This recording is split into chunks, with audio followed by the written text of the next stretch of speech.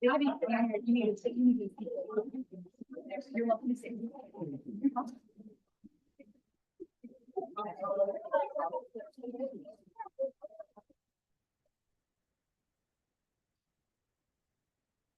right. Good afternoon. My name is Javed Siddiqui. I am the president of the Hunt Institute. I'm delighted to welcome you all to the Virginia Education Summit. This is a special year because this is our sort of a celebratory year. This is our 10th convening of the Virginia Education Summit. So I want to thank all of you. Many of you have come to all 10, and I want to thank some of our newer members for coming back. I'm excited about the next couple of days. We'll be engaging in issues and topics from prenatal all the way to post-secondary and workforce. As you know, those of you that have been here, this is your program. All of our resource experts have been instructed that you likely will ask questions and interrupt the flow. We encourage you to do that. We want to make sure all of your questions are answered. We found this space before session is really instructive to any thoughts, ideas, bills, legislation, budgetary thoughts you may have. So we really want you to walk away feeling better equipped and more informed. And all of our resource experts are prepared to sort of follow you. I would encourage you to be mindful of the rabbit holes you do want to go down because there are other members, so be mindful of your airtime. But again, this is your program. Before I forget, I want to thank both of our chairs. These 10 years, we've gone through many different chairs. There's been a lot of transition in the education committees. These two, Senator Hashmi and Delegate Rasool, both chairs have been a delight to work with. Our teams have been very grateful for their support, and they've been an integral part to building this agenda. And I hope if you have any problems with the agenda, I would encourage you to see either of those two members, not the Hunt Institute. With all that is said, I just want to thank both of you for your time. Thank you so much. Also grateful, be remiss not to thank the clerk's office, especially Tiffany Harris Green and Jillian Conway. Tiffany and Jillian, thank you so much for working with our team to pull off this great convening. And lastly, one more point of personal privilege. I want to acknowledge my still boss, the former Secretary of Education. She is on our board at the Hunt Institute, Secretary Laura Novi. Thank you, Laura, for all your work in putting this together and for being with us. You'll have a chance to hear from her later. And lastly, I get to introduce, we do these programs all over. And I remember we were doing a program in Texas, and Governor Hunt was introducing the chancellor. They have a system in Texas, so there's one president over all of the universities. So he was introducing the president. He said, and this is the best higher education president in America. So I went up to him. I was like, why? He's good, but why do you say that? Well, he's the only one in the room. So in true Governor Hunt style, not only is he the best president in the Commonwealth of Virginia, he is also somebody who conferred one of my degrees, and I've always looked to him for leadership. And we're grateful for Virginia Commonwealth University for hosting us, and we're grateful for him renewing his contract recently and maintained his commitment to the great city. With that said, please welcome President Michael Rao.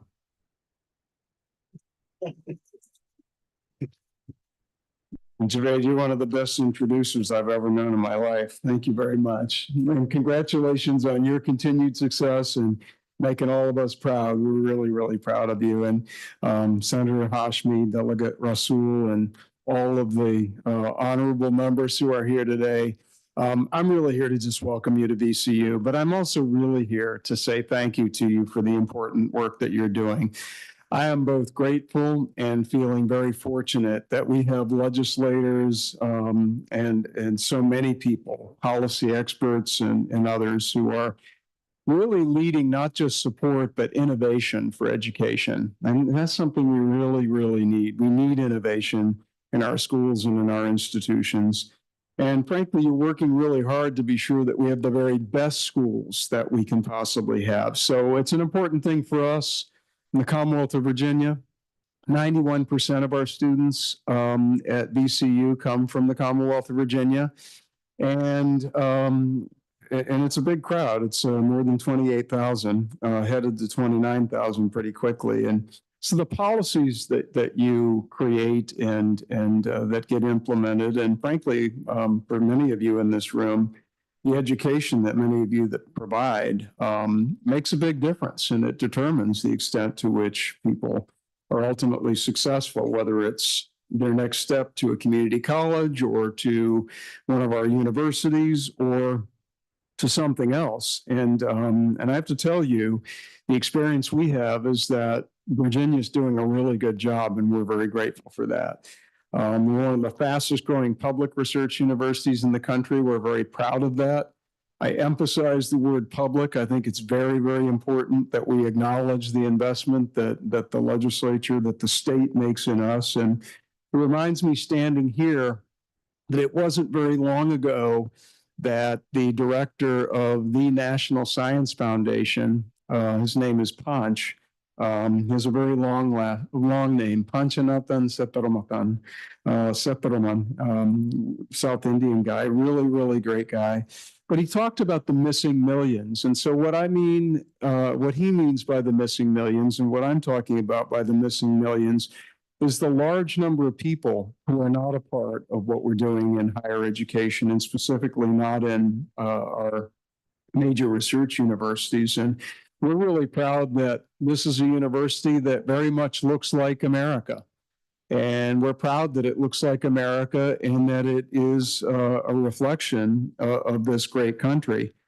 We have all these arguments about whether or not, what your position might be on different aspects of things like diversity and such. The bottom line is we are what we are, and we are a great country full of a lot of different people from a lot of different backgrounds.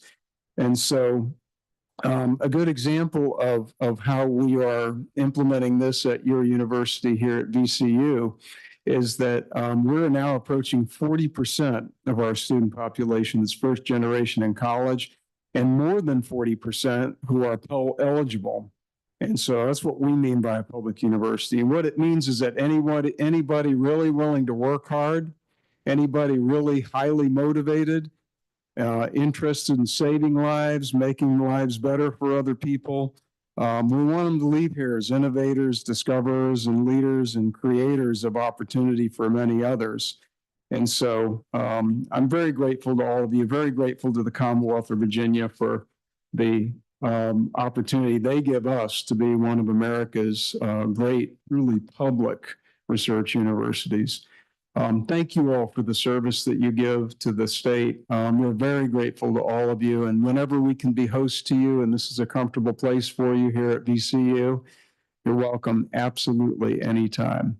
And thank you for the opportunity to host you. And thank you again for your service. We recognize that you don't get much back for all of what you give, but what you give shapes opportunity for literally millions of people. And for that, we are very grateful.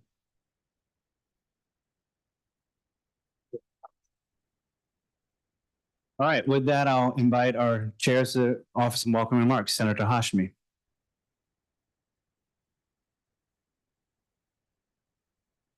Well, good afternoon, and thank you, Dr. Siddiqui, and thank you, Dr. Rao, for your very warm welcome to our committee this afternoon. And delighted to be back here at VCU. Thank you to VCU for hosting our conference again this year. Good afternoon to everyone who's here. Welcome to the 2024 Virginia Education Summit. I'm honored to serve as chair of the Senate Education and Health Committee and as co-chair of this summit. So for the next 2 days, each of you will hear from leading experts on a variety of topics in the continuum, as these experts help us to think through some of the most pressing issues that we are facing in the legislature. I'm looking forward to engaging with our resource experts and with all of you. I know that we are going to learn at the summit critical ideas and information that will help guide us as we are preparing for the upcoming legislative session. And I hope that each of you will gain much from this experience as well, and will leave here with some action items and ideas about how we can better support students all across the Commonwealth.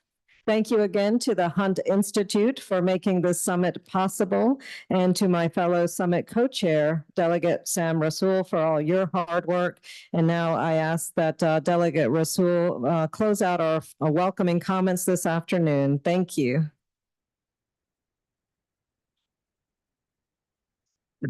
Thank you and good afternoon, everyone.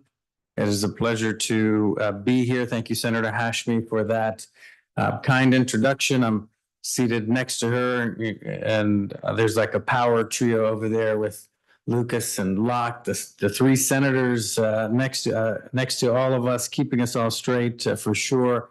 Thank you for gracing us with your presence for sure. To the Hunt Institute for putting this together. There's a lot of hard work that goes on behind the scenes to get this good work done. And we appreciate all of the wonderful work for sure.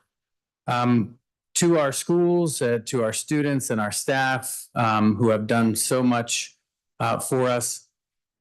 You know, really, we are asking our schools to take care of nearly every societal woe. My kid needs to be nourished, mental health, SOLs. My kid has discipline problems. And by the way, can you plan their whole future for them while we're at it? We have just thrown everything back at our schools and calling it this thing of education. And those of us who know this space, and many of you who are working day to day in this space, know that it is way more than just education that's happening here. We need to reflect on that, appreciate the level of investment and ingenuity that needs to be given in this space, so that way we can make sure when we're thinking about the future that in fact we are making the right decisions. Sure, we are proud of our American ingenuity and individuality, but we know that that is a piece of the greater story, which is we are part of a collective and we all are part of this greater narrative as we move forward. Now, I'll transition that into our first panel. I'll ask Kathy Glazier and company to join us as we talk about early childhood education. When I was of that age in early childhood, the consultants told me not to tell this story, but they labeled me in the 80s as a child, as LDs, they used to call them, a child with learning disabilities. And by the time that I left elementary school, they had put me into a gifted program. And that was 100% the responsibility and the success of those individuals in that community, that school, that invested time and energy into me. I think about our schools today and I wonder, man, do we have that same level of investment, time, and resources? Are we really giving every one of those kids, no matter where they started coming into that school, the ability to excel by the time that they leave? We are fortunate enough to have some great individuals with us today to help us reflect on our path here in early childhood. We've made some great strides in a bipartisan way to make some good investments. And we hope to be able to continue down this evidence-based path and go where the research tells us where we should be making those critical investments. Today, Kathy, who serves as president of the Virginia Early Childhood Foundation, will get us started. Kathy, the floor is yours. Let's give her a big round of applause. Much, Delegate Rasul, and great to be with you all today. Really appreciate the chance to talk about a topic that's near and dear to many of our hearts, and also encourage those of you who have been such a part of the advances that have been made to engage in the conversation, and I want to recognize you all as well. Virginia has made big progress in its early childhood care and education system in recent years, and boosted, perhaps ironically, by our determination that the disruption of the pandemic could be leveraged for transformational change. In 2020, the Back to Work Virginia Task Force determined to prompt a paradigm shift in the way Virginia views and values early childhood care and education by reimagining its child care system. Paired with the School Readiness Act that same year, Virginia embarked on an intentional pathway to establish an accountable, unified, public-private early education system overseen by the Virginia Department of Education.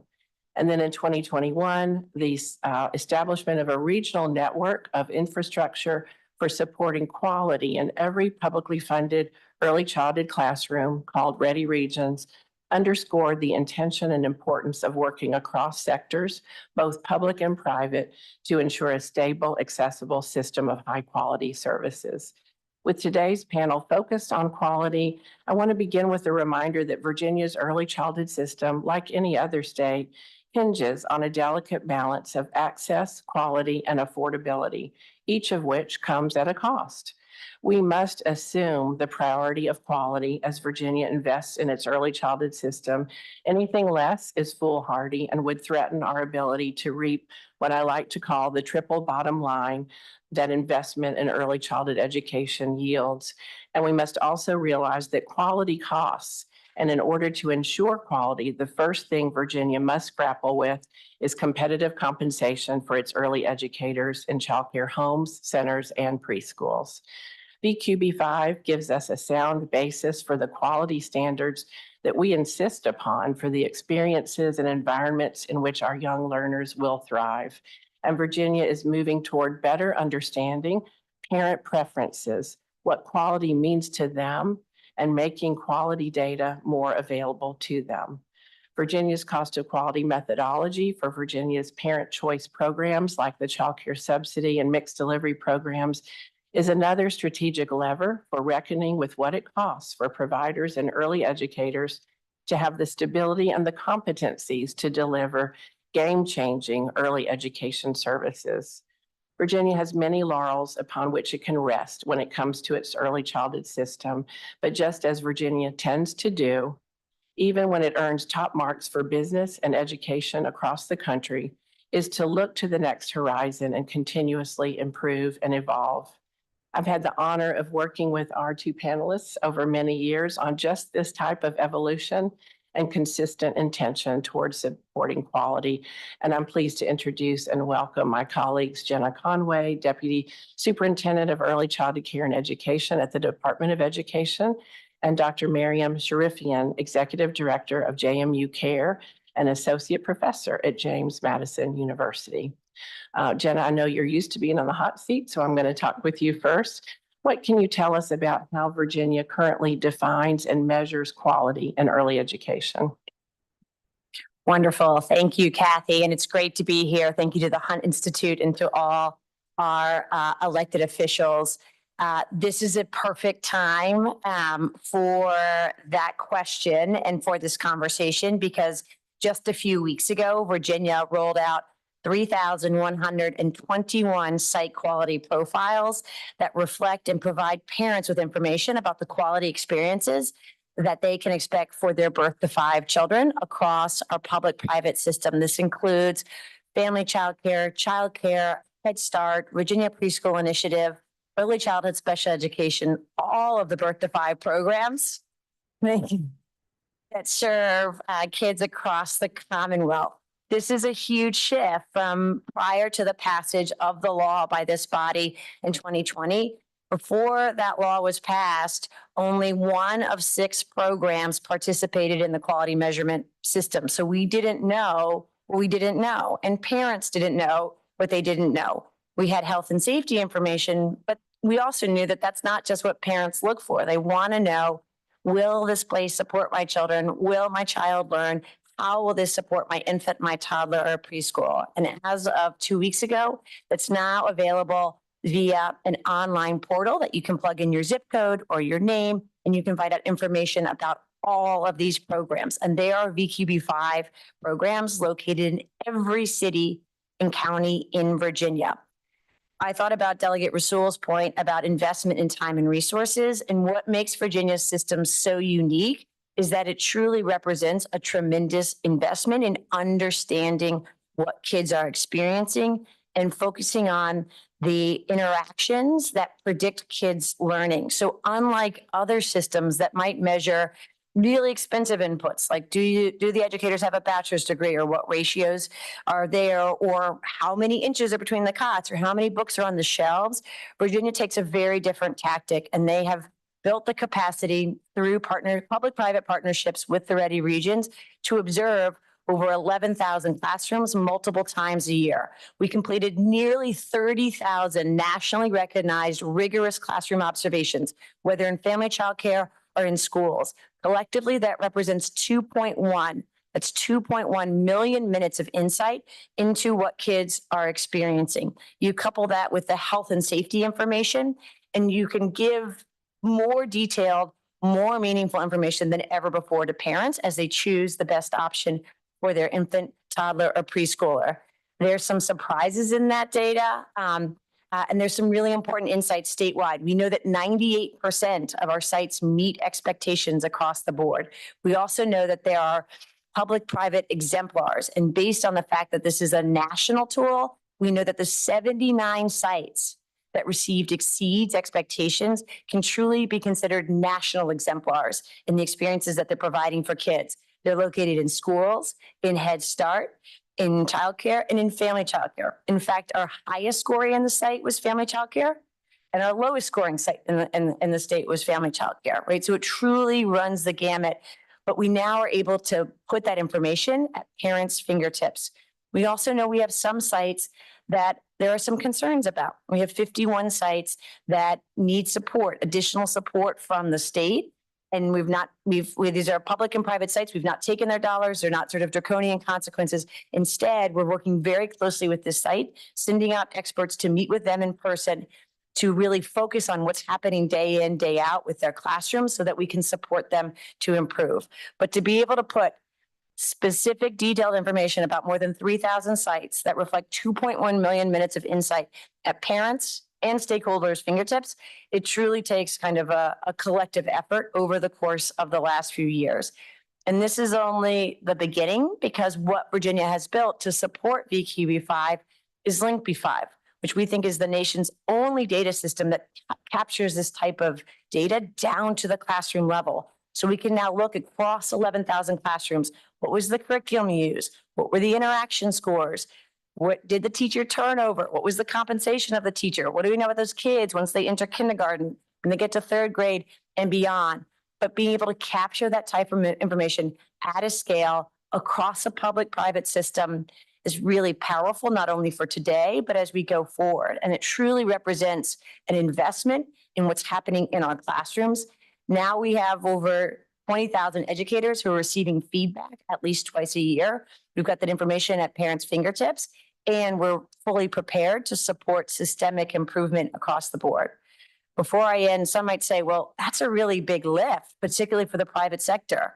One of the concerns that this body raised, well, what if private sector businesses, small mom and pop shops opt out of this? We've actually, thanks to the work of the General Assembly and the support from this General Assembly and this governor, been able to sustain that participation. In fact, in August, we hit over 3,000 programs that take public dollars. That is a historic high for the Commonwealth. So figuring out how do we partner with businesses, nonprofits, faith-based institutions, small family childcare, large companies, and of course, all of our school systems has been central to this effort. And so we're pleased that we're able to get this information in a way that's supportive of educators, supportive of business owners, supportive of our school and site leaders, and most importantly, has really helped families as children's first and most important educator to have the information they need to put their kids truly on track for success. Thank you, Jenna. I think the way you told that story made it sound like it was such a cinch to do that, but it's many years of very hard work on the part of many, many different stakeholders. So a real point of pride that the system is now so very accountable, really important. Miriam, we're going to turn to you now. And as someone who does such amazing work to prepare future educators, what do you feel like is the most important way to make sure that these individuals have a really strong foundation of knowledge about developmentally appropriate instruction? Thank you for that question. Amazing. Always these numbers makes us really, really excited that we are doing such a phenomenal job in Virginia. One of the things that I think it's really critical to understand the definition of developmentally appropriate instruction and practices is meeting the child in place that they are. So each child brings so much differences into the classroom, and there's no one way, one size fit all. Every child has their own way. Some children start walking at 1, some children start walking at 2. It's very different. And what we do in our classroom for our future teachers, really helping them to understand the basic foundation, walking them through from the theoretical foundations such as Piaget, Erickson, Vygotsky, to most recent research in executive functioning. All of this really helps our teachers to learn how to be intentional in their instruction. I think that makes a huge difference in the classroom. We create also practice space. We don't want just theory be the point of understanding. We want our student teachers to go to high quality early childhood settings, to go to practicums, to student teaching, and be able to communicate with parents, communicate with children, learn from what is working and what is not working. Also, we really focus on play-based learning. We want to be definitely play-focused learning is really critical for us, which means everything in early childhood education should be around playing. You find the children's interests and making sure that you learn about the background knowledge of the child and bring that child to the classroom, bring that knowledge to the classroom when you work with each individual child. That playful area and intentionality creates a lot of learning opportunity for our children, and our student teachers really observe it and make sure that they implement it in the classroom. We have, as I mentioned, practice-based approach. We have a lot of workshops in our programs to make sure that student teachers, not only in the classroom when they are with their peers and they can support each other throughout learning approaches and designing the environment, making sure that everything is based on children's cognition, social, emotional, cognitive development, physical development of the children. They also be able to learn how to maintain that understanding and develop more and more practices that are based on new research. Considering that the environment of education daily is changing with the whole new technology and AI, we want to create a future teachers that are capable of carry on with the new knowledge and practice this developmentally appropriate instruction without losing any of that integrity of high quality education. I think another part that I really feel like we emphasize a lot is language development, creating that rich language development and literacy-based education in early childhood care. You have dual learners in the classroom. You have children from different backgrounds learning how to utilize this ability that children from different backgrounds bring a lot to the classroom. Our teachers can take advantage of that and put it into their instruction. Thank you very much. Just a reminder of what an exquisite set of skills we're looking for individuals who are working with our youngest children. I think sometimes people think, well, it's probably not brain science, but it really is. It really does take some very special skills. So thank you for that. Now we'll ask each of you to answer this next question. Pull out your magic wand. What are the opportunities that you see that exist to help us strengthen our policies and our investments to make sure that all children birth to 5 can access high quality early childhood care and education? Jenna, you want to take that first? Thanks. So we've really, thanks to the incredible work of folks in the room, and as Kathy noticed, our public-private partners across the state have some very strong foundational pieces in place. Virginia has VKRP, right, which is our statewide assessment at the beginning of kindergarten, right, that helps us understand literacy, math, social skills, and self-regulation.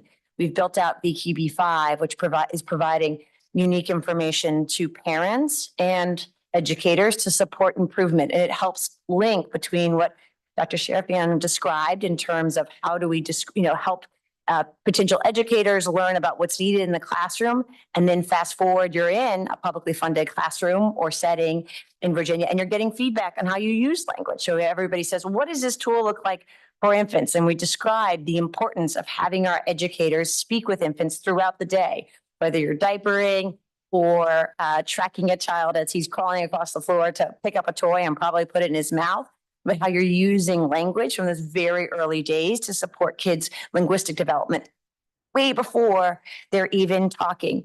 We've made really important investments around curriculum. And as I said before, kind of these observations that track with success. And in fact, although I could sit up here and cite all the data in the world. Sometimes I think the most important act of trust for parents is putting your kid in a publicly funded program, putting your kid in early childhood care and education. And what we know right now in the Commonwealth is that thanks to the framework and the work of this administration and Governor Youngkin, that you've made a historic investment in early childhood via the Building Blocks Initiative this last year. Through that framework, we've established a system that sustained every slot, and Virginia did not go veering over that federal funding fiscal cliff. But what we also know is that more parents than ever before want the services that are being provided by our early childhood care and education system. In response to this body, all of our programs established waitlists as of July 1st. And what we know since July 1st, that for our child care subsidy or voucher program, that nearly 10,000 kids and families are now seeking care in our education services. This truly speaks to understanding the power of what early childhood can do for their children. The vast majority of these are working families, often sort of low and moderate working families who want to contribute to the Virginia economy. We know we have historic unemployment, and who want to pursue greater self-sufficiency. We know that almost half of these kids and families are parents of infants and toddlers, right? Which is a new trend for the Commonwealth, really wanting an infant and toddler care and education that will put their kids on track for success when they're the littlest of our little learners. And we know that the vast majority of these parents are really looking for public-private options that cover that full day, full year, because they need to go to work or job training or school. And so figuring out kind of one of the major opportunities and challenges for the Commonwealth is how do you continue to maintain this robust public-private system that it continues to engage more private sector partners than ever before, provides robust accountability in the terms of the data across 3,000 sites, but also as a result of that, you have more citizens and members of the Commonwealth who are seeking your services, particularly from those working families. And in order to continue to be one of the top states or commonwealths for business, how do we kind of tackle that challenge? So if you think about, Kathy, those kind of legs of the stool, we've got both the challenges around equality and access, but also tremendous opportunity in the fact that more parents than ever before across the Commonwealth know that the programs provided by our care and education system are of quality and they want that for their kids. Thanks, Jenna. Miriam, opportunities to strengthen policies and investments. Sure. I think, Jenna, you just mentioned many of the aspects that I was highlighting here, and I'm just going to expand on what you mentioned.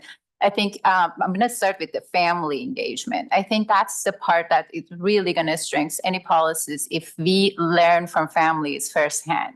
The narratives and stories that are coming from family makes a huge difference. How do they really navigate this challenge? Because access to high quality early childhood education is not easy. And we see in numbers, a lot of numbers, despite all the efforts to create this access, still many of the families are deprived from that.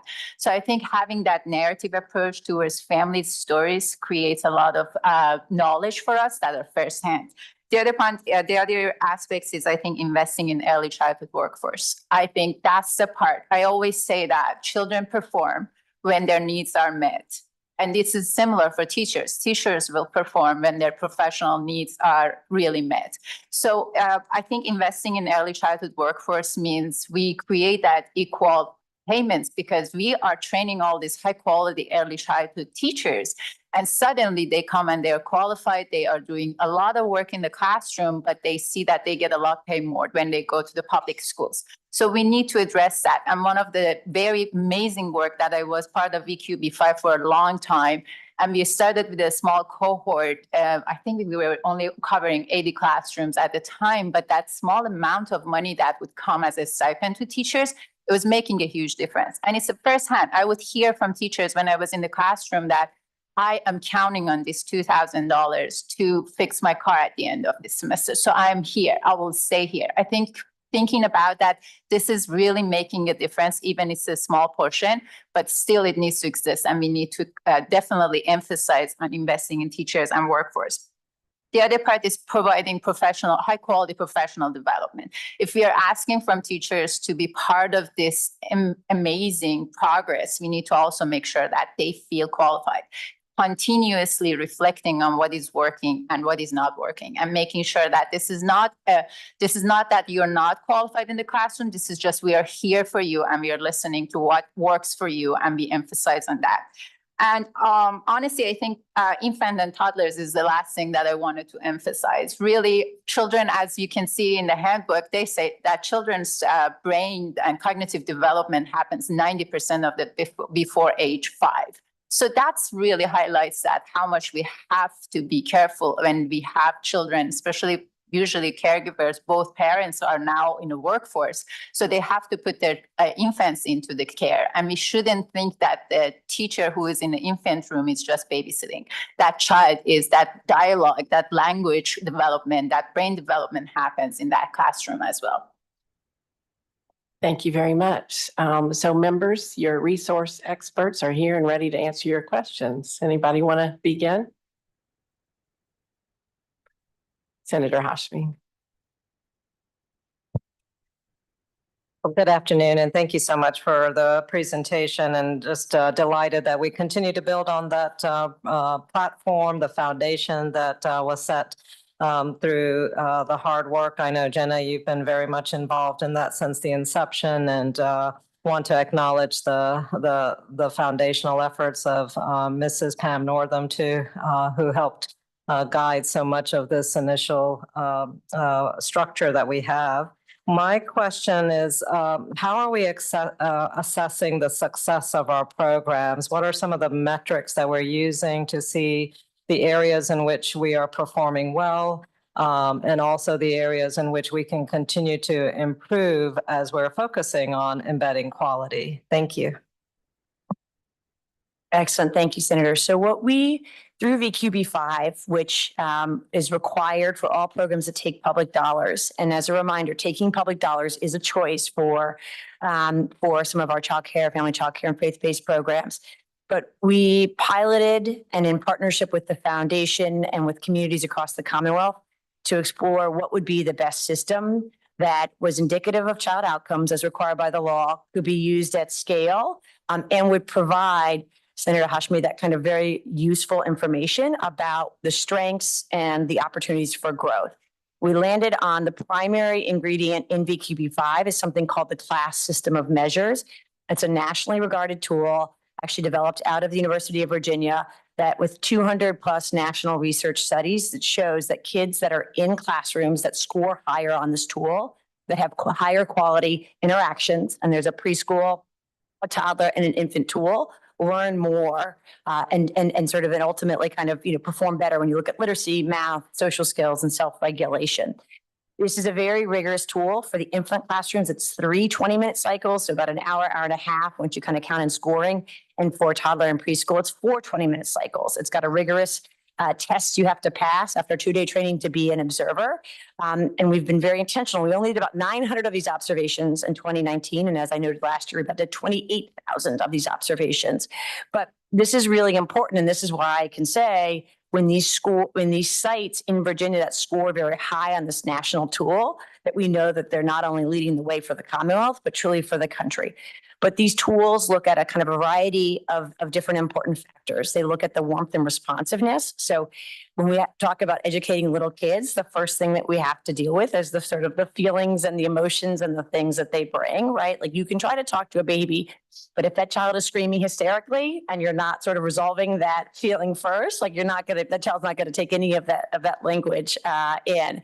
It also looks at how you organize the classroom to support the kids' learning. So as the professor here noted, how kids learn looks different for 3-year-olds. You can try to sit a 3-year-old at a table like the ones that you're sitting at and to sort of lead them through a worksheet. But I can guess within a few minutes, they're going to be out of there and you're going to be chasing them. And probably both parties are going to be pretty frustrated. So the second part of the tool really looks at how you organize the day in a way that actually supports the learning of a 3-year-old, which is very active in centers with manipulatives, right? Some drawing, some painting, some outdoor time. And then the last part of the tool really looks at instruction and really, again, in an age and developmentally appropriate way. So how are you asking questions? How are you helping the child build on concepts? How are you developing critical thinking skills? And this very rigorous observation is the core of VQB5.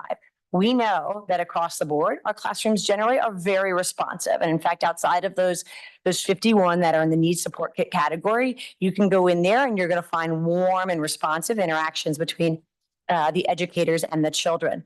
We also know that the area for improvement is instruction. And then when you think about what we were talking about, it's a really big deal, right? Across, you've got, let's suppose in a classroom of 4-year-olds, you've got 20 little learners, right, who are going in 20 different directions. And how you actively promote their learning development is the area for greatest opportunity. We also look at the use of curriculum. It's really important that programs are intentionally supporting learning development. These are educators, not babysitters. And what we do is curriculum is a choice, and we approve curriculum at the Department of Education. We've got over 60 plus options so that programs can choose the option that makes the most sense for them. But we're looking at kind of, are you using that to support learning development?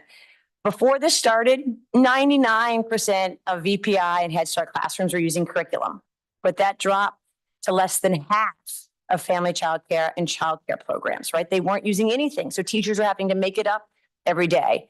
Since you've invested in VQB5 and we've scaled this system, now over 80% of programs, including significant numbers of childcare and family childcare programs, are using curriculum. And that's a really big shift when you think about this incredible educator in her home, thinking about she's got 2 4-year-olds, a 3-year-old and a baby, and how she is actively all day long promoting learning. And that only comes when you're using curriculum. So those are the 2 really important ingredients, that national measure of interactions and the use of curriculum. And with that, we now have 3,121 different data inputs, right? So every one of those programs has a different 3-point score that gives them their strengths, right? Focuses on strengths and lays out for them their opportunities. So this is not one size fits all feedback. It truly enables them to take that data input and to support that improvement. And so for each of you, we could run for your districts. Okay, here are your areas of strength. Here are your opportunities for growth. We just never had that type of data before. And it's because we've got VQB5 and because the ingredients that make up VQB5 are individualized down to that classroom level.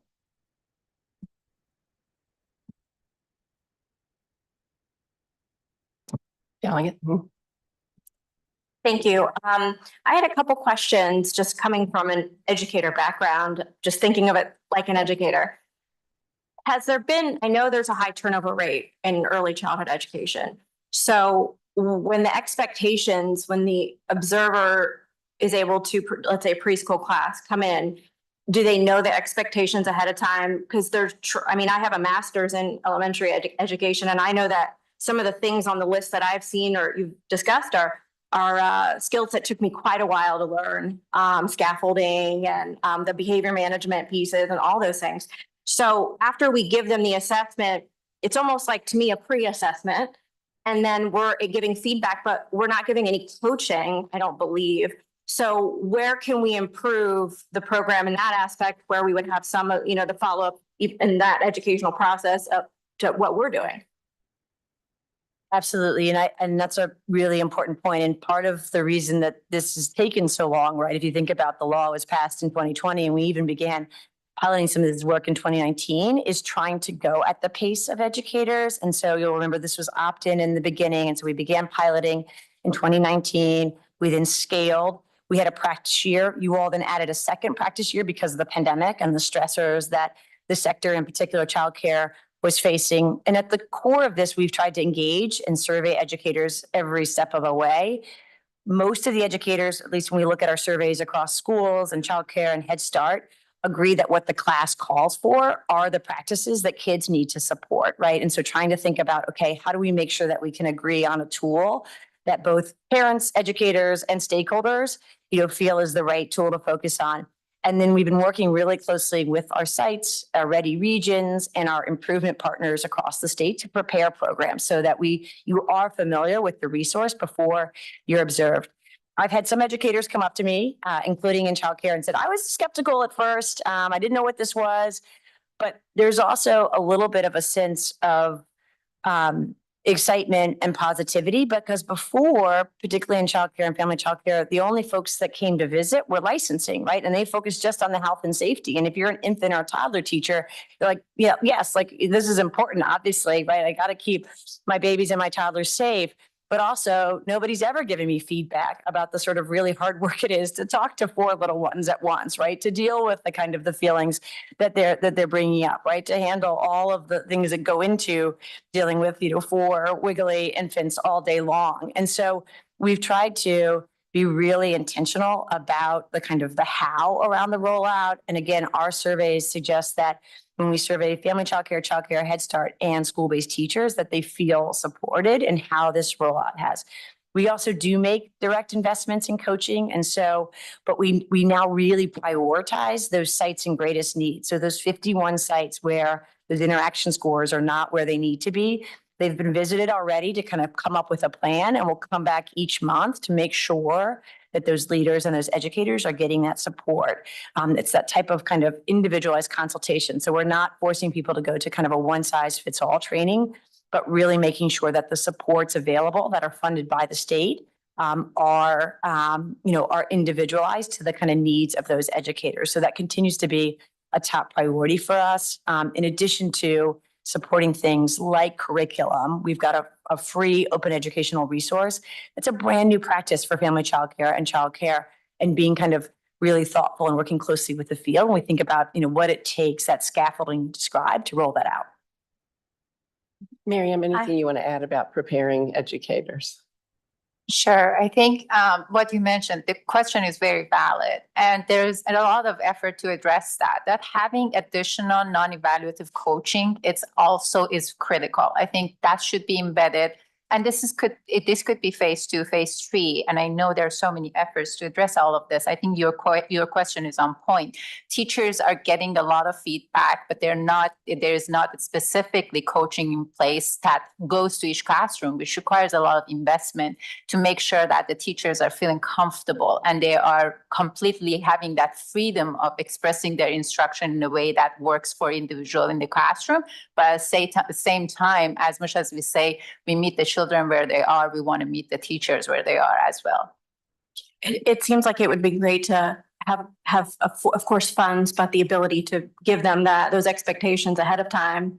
And even those that are just participating in the program. I mean, as a piece of the program, that would be an interesting pre-assessment piece that I would love to explore. I had a question regarding workforce. Earlier in the presentation, you all said that it was probably the #1 issue that we need to address. And we had a program that offered incentives to early educators. That funding is running out. So what are your recommendations? What can we do to make sure that we expand the availability? We run down that 10,000 person wait list. We can only do it if we get more early childhood educators. What can we as legislators do to encourage people to become early childhood educators? Here, Miriam, you want to start, and then Jenna can. Sure. We do see, actually, let me go back to our programs and licensure programs. So we do see a decline in licensure in elementary and early childhood in traditional pathways. So to be accurate, in 2019, 2020, we had 444 students enrolled in our programs. And in 2023, 2024, we have 366. So almost 18% decline in our numbers, while we are seeing an increase in enrollment in our non-traditional programs, such as BIS, Bachelor of Individual Studies, which is an effort from the state to address the teacher shortage. And the reason is these programs are very flexible. It's fully online for people who are working in the program. There are so many different ways to support them, such as grow your own scholarships that exist out there. Residency. I think all the programs that are helping teachers in early childhood education need to consider that this needs to be a funded program.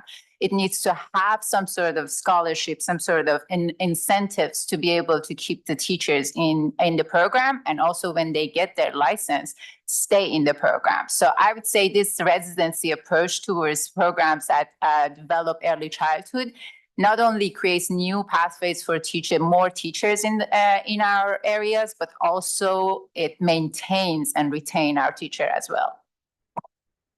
Absolutely. And so I'm not officially allowed to provide recommendations, but I can provide you with some important data about the kind of the workforce and what we know.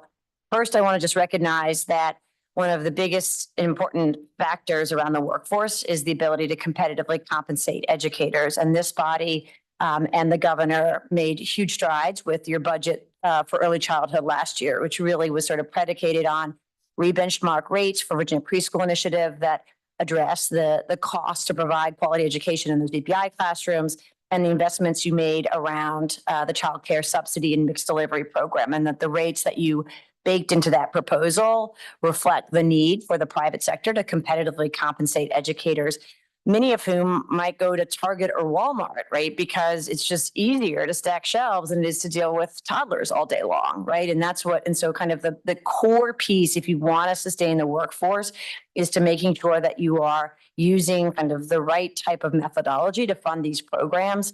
And this body and the governor's office codified that last year in the early childhood section of the budget. And that will be kind of important to kind of consider as you go forward. I think there's also the importance of sustaining that, noting as you did, Delegate, around the 10,000 families that are on the wait list, and looking at kind of how is the state between parental contributions, participation from the employers, from the workforce, from the workforce that benefits from the workforce that is childcare. How do we make sure that everybody is contributing to build out a fully robust system that clearly more parents than ever before in Virginia are seeking? And lastly, I think there's a kind of a desire for innovation. I know we heard this from President Rao, but I just want to highlight, in 2019, Virginia piloted with federal dollars a direct-to-teacher incentive.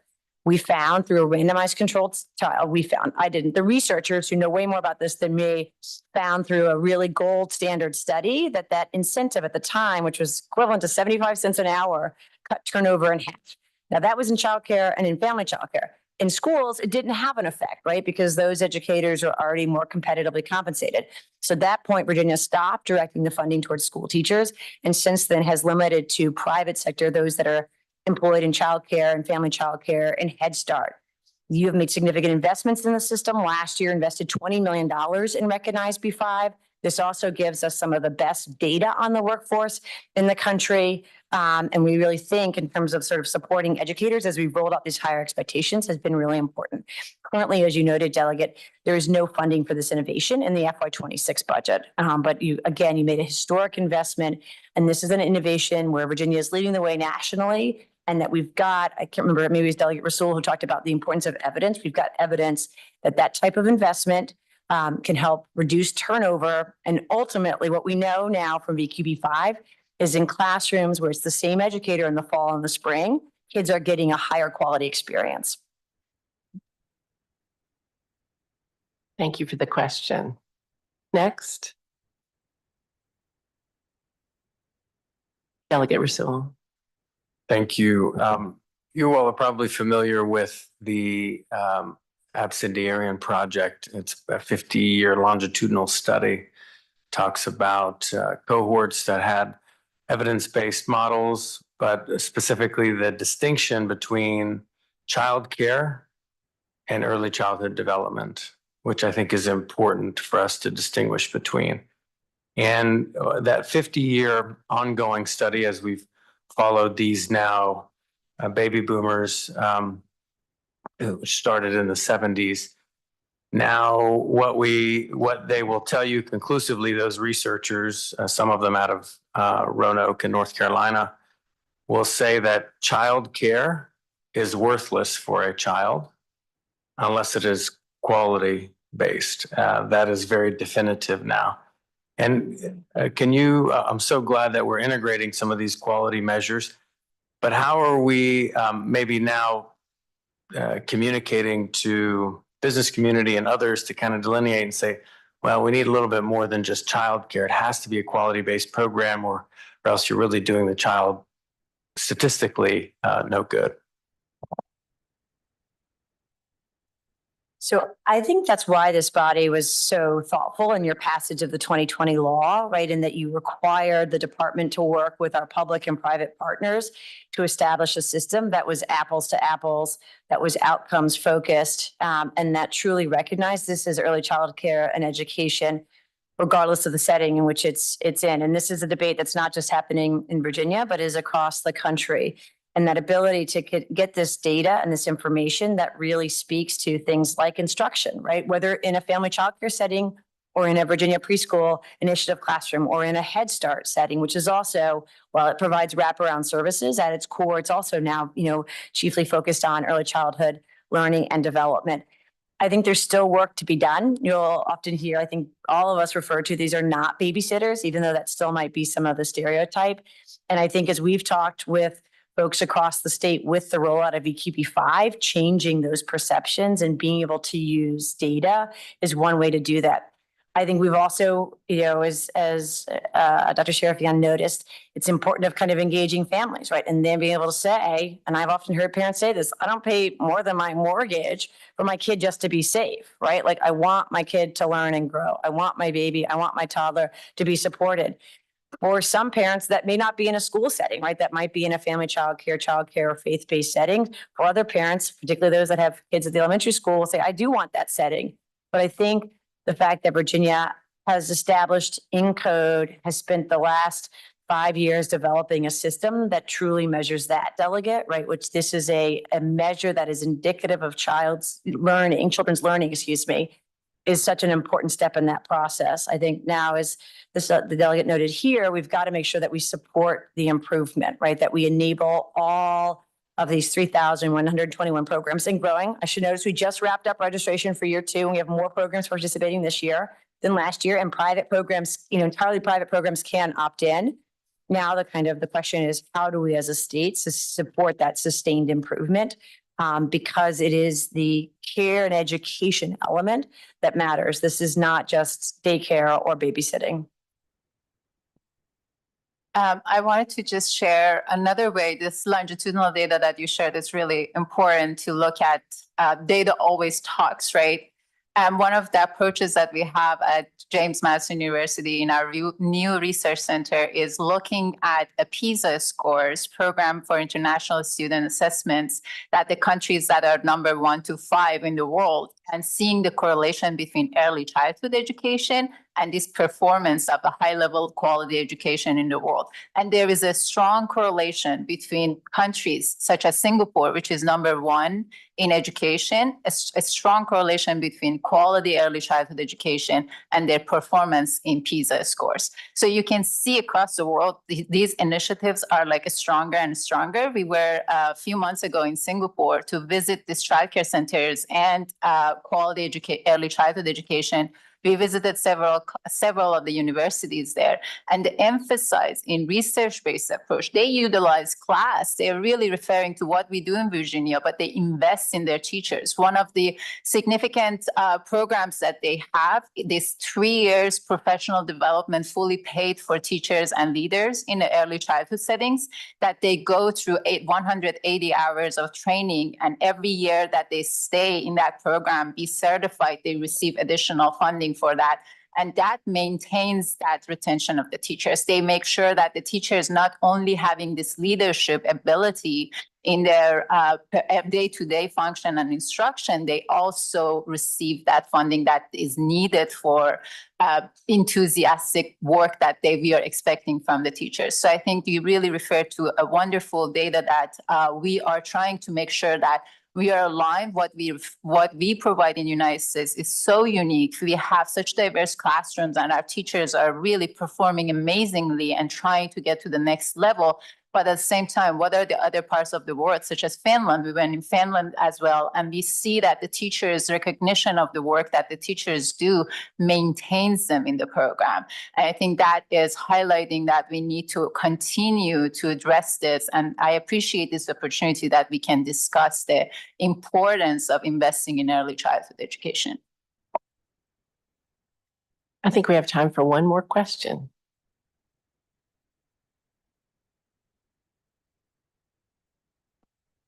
I have a question.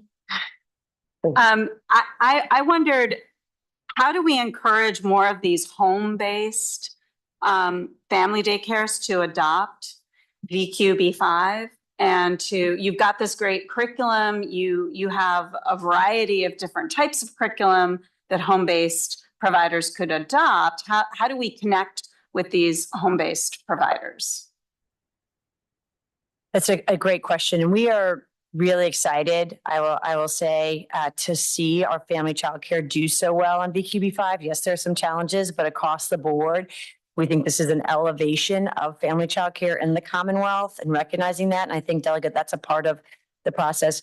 We've tried to systematically kind of think about how you do this from Northern Virginia, where there's a limitation on space and there's linguistic and cultural diversity that leads to many families preferring family childcare, to rural South Side and Southwest Virginia, where you might not have enough kids within a certain geographic proximity to sort of, to be able to economically justify building a full center. We truly think family childcare is an important part or piece of the puzzle. There's a couple of things that we've started to do, and that with this group's help, we can continue to sustain. I think the first is to set the rates in a way that recognizes the contribution of these programs. And so in budget language that this body has put forward, or the General Assembly has put forward in recent years, you've kind of forced us to quantify the cost to provide quality family childcare and to make sure that we are setting those health, safety, and learning expectations, but funding family childcare to reach those. And that our family childcare leaders have said has made a huge difference in being able to, them to be able to take subsidy and participate in VQB5. We've explored and innovated with navigators who are helping our family childcare programs, understand the health, safety, learning expectations, kind of walking with them hand by hand to support them to sign up for this program. And then I think, as noted earlier, really working closely with the Early Childhood Foundation and the Ready Regions to bring on family childcare to help them understand what all these shifts are, that there is Stream in 3, this new free or open educational resource that was developed in partnership with family childcare in the Tidewater region of Virginia, that there are resources like this, right? And we talk about how they need more hands-on coaching to be able to begin to use curriculum, that there's support for coaching and other resources, and that ultimately that there are things like Recognize B5, direct incentives to family childcare, who often says, we felt like the ones that were treated the most like babysitters, right? Who were not taken seriously as educators. And this has been a complete paradigm shift in the recent years. So I think those are all promising kind of foundational pieces, Delegate, that we will need to continue to build on. But it really starts with recognizing, I think as Delegate Rasool was noting earlier, that family childcare are educators, right? And it might not look like a school building because it's in a home or townhome or apartment, but it truly is. I also want to notice that Senator Favilla and her work to make sure that we could not have zoning restrictions, right? That kind of prevent some of the folks from opening this in homes, but you can truly find quality early care and education in home-based settings. And Virginia is leading the way in the nation in providing the data that demonstrates that. And that it really is the preferred preference for many of our families, particularly of infants and toddlers, and those in more diverse kind of cultural and linguistic settings. I'm just going to add one more thing. I think that's well said. And also building trust. I think it's an important, critical approach towards family day home providers. They are providing something that is so unique, especially when you go to a very rural area of Virginia. I had a small grant from Department of Social Services, and I worked directly with family day home providers that the setting was not even close to what I was expecting. And that was actually one of the original stories that made me to be more and more passionate about working in Virginia in childcare system, because they have a lot of needs and they're really eager. There is not much that in the finance aspects of it that they don't make much, but they are there for their neighbors and they are there to provide support for their families. And I think they are taking a lot of burden, and we need to support them, but we need to make sure that we create that culture of trust, that we are not here to evaluate you, we are here to support you. And that happens, I think, throughout the time by going and making sure that the message is delivered in a way that is acceptable. One more just quick piece.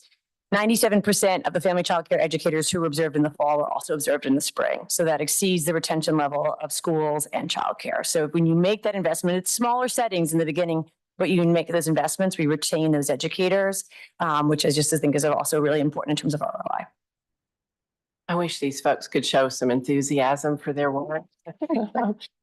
In closing, I just want to thank the Hunt Institute for having this conversation be hosted, as well as Delegate Rasul and Senator Hashmi for carving out a space to have this important conversation about quality. So many of you have been such an engaged part of this conversation and advancing the early childhood system. Thank you for your good questions and continued commitment. I also want to recognize so many stakeholders in the room who've been an important part of bringing this system forward over the years. And would you please join me in thanking Dr. Miriam Sharifian and Jenna Conway. And next, I'll welcome Delegate Ann Farrell-Tata to the stage. Good afternoon, and thank you all for joining us. It's an honor for me to be here. My name is Ann Farrell-Tata. I have the pleasure of serving the 99th House District, which is the northeast part of Virginia Beach. I want to especially thank the Hunt Institute for their support in making this event possible. In Virginia, our goal is clear. Students must graduate high school equipped with the skills and knowledge necessary to succeed in post-secondary education and their careers. This is not just aspiration, it's a necessity for an evolving world. To that end, we rely on accountability systems to track students' progress along their educational journey. These systems help us understand where students are excelling and where targeted interventions are needed. As we've heard and many of you are aware, we recently added a new accountability framework established, which is designed to improve how we measure and support student achievement across all K-12 schools in the Commonwealth. Research suggests that schools can and do respond to clear and transparent accountability systems. I'm looking forward to hearing more about this new framework and ways in which it will better serve our students, educators, and schools.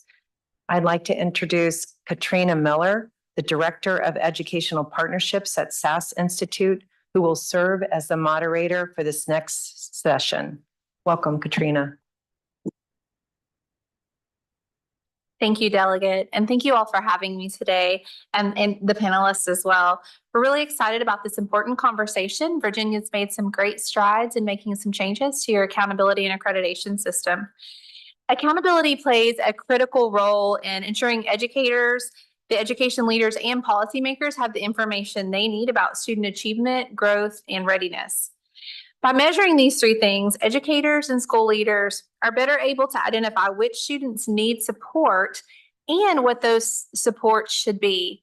And that's one really innovative part of the Virginia system that you are working towards.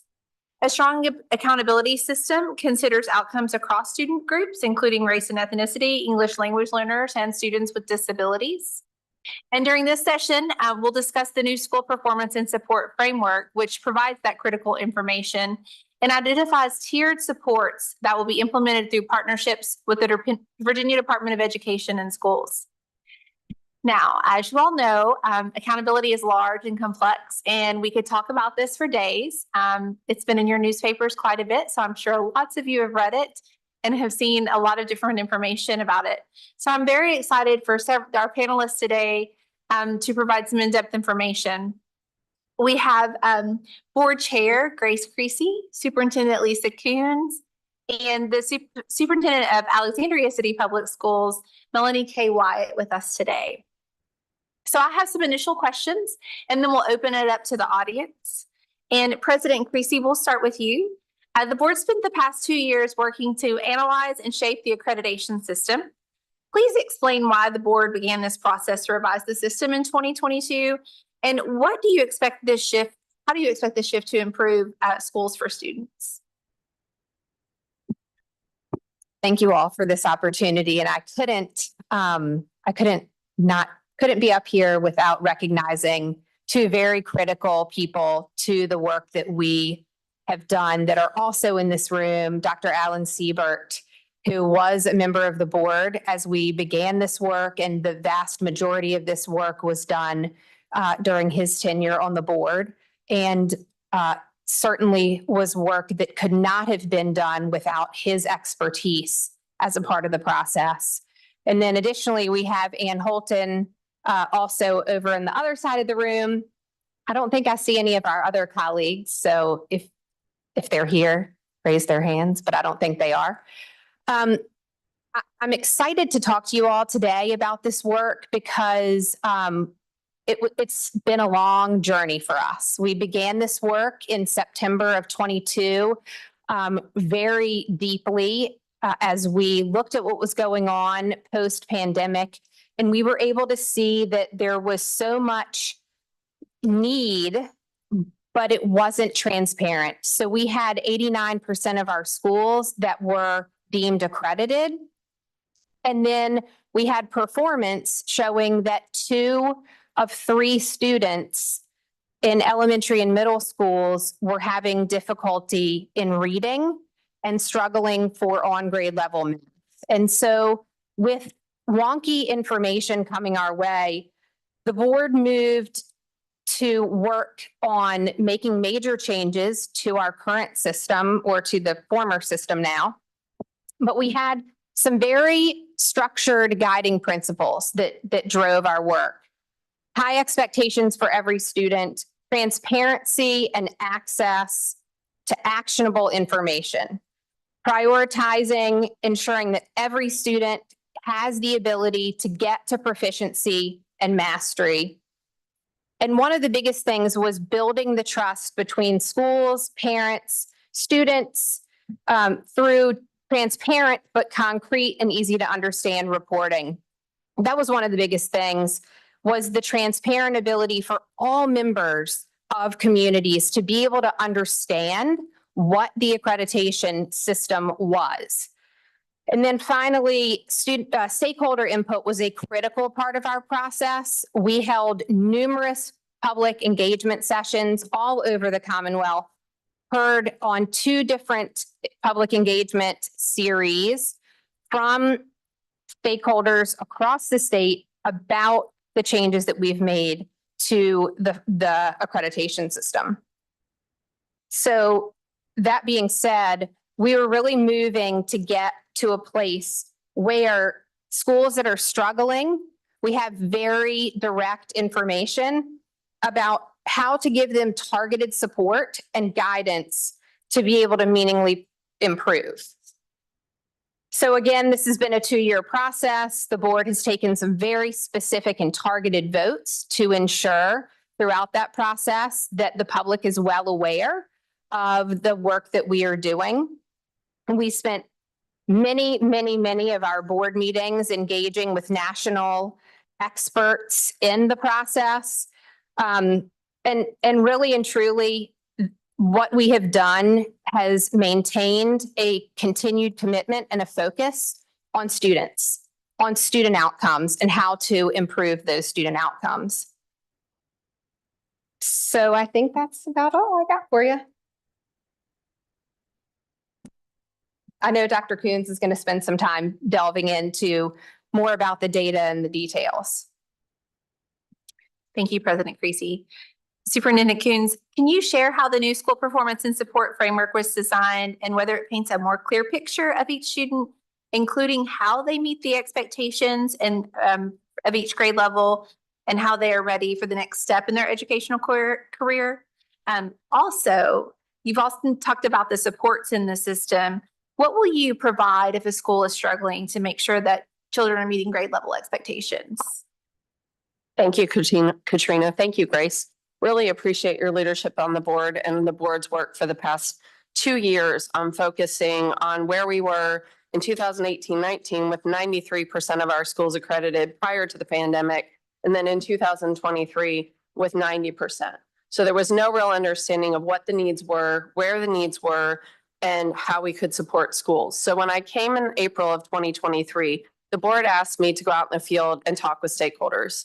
We met with all 8 regional superintendents, principal associations, and a variety of different stakeholders to ask what they wanted and what they wanted in a school performance and support framework. What do you want to see and what do you want to know? From that, we drafted concepts. And then as President Creasy spoke about, we did a round of stakeholder engagement. Between November 20th and December 14th, we met with over 500 stakeholders in 8 different regions, took 300 plus comments. And what we heard was 6 clear things that they wanted in the performance and support framework. 1, separate growth and achievement. We want to know if our students are growing and gaining learning, and we want to know if they're mastering what they need to know and do at the end of each level. How do we know that our students are ready for the next grade level? Then there was a lot of conversation around readiness. How do we know at the end of elementary school that they're ready for middle school? How do we know at the end of middle school they're ready for high school? And how are we ensuring every single student at the end of high school is ready for life? Third, recognize improvement. How are schools moving across, and how are individual students improving as they move through their grade levels? And most importantly, we heard over and over again, we need transparent for every single student. In particular, our students are English learners, our students with disabilities. How do we know every student is growing, and how do we know that every student can master that grade level content and move on to the next grade level? We heard that we don't want attendance to be a standalone indicator. We don't want attendance to swing a school in and out of accreditation. And then last, we heard about the CCCRI system over and over again. It was confusing, unclear, and didn't really account for all the opportunities that a student should have in high school. So we went back to the board and drafted something that had mastery and growth separately and readiness. And in the handout you have in front of you, you have a packet that shows that mastery, growth, and readiness in elementary, middle, and high school. One thing we wanted to think about differently and wanted to make sure is, as we thought about what was happening in Virginia and what was successful, we heard a great deal about the 5 C's. The 5 C's aren't measured: critical thinking, creative thinking, communication, collaboration, citizenship. So we wanted to make sure in the readiness for elementary school that kiddos could communicate, that they could think critically and creatively. So that's that readiness piece you see in elementary school from that feedback. In middle school, we heard a great deal from the chamber and the business community that the ACP and the career readiness processes weren't really truly making sure kiddos understood and knew what they wanted to do, what interests they had, what they wanted to explore in high school. So that's an indicator and a focus of readiness in middle school. And then in high school, we heard a great deal, and there's some champions in the room about redesigning high school, making sure every student has dual enrollment opportunities, but we heard that a lot of students didn't have and opportunities. They were pigeoned into AP. And that student who was taking a ton of AP courses got to college and had no idea what they wanted to major in or what they wanted to do from a career standpoint. And some students who were in industry recognized credentials or CTE pathways weren't getting the opportunities for dual enrollment. So we wanted to make sure that both of those things happened. So we drafted a design that had those 3 separate pieces: readiness, growth, and mastery, and had design components. We went back, as President Creasy said, out into the field for 8 additional listening sessions between April 2nd and April 18th. We also had comment forums, we had town hall meetings, and we had multiple meetings with our superintendent groups, our principal groups, and got more feedback. We heard 5 more things. Do not use A through F ratings on our schools. Ensure that supports follow what schools need and that we clearly understand what the supports are and how they are being used for schools. Make sure the categories are clear, simple, and transparent. Don't use rainbows or stoplights or fluffy words. Just tell us clearly and simply what it means and where our school is. And then we heard a great deal about 95% participation rate.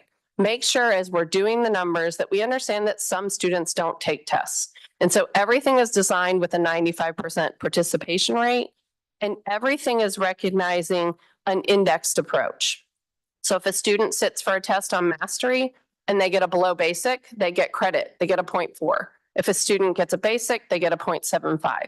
Every student who sits for the test gets some kind of credit and points. If a student grows, then they're going to grow at expected rates. And there's been a lot of conversation about what an expected rate means. An expected rate means I grow like my peers.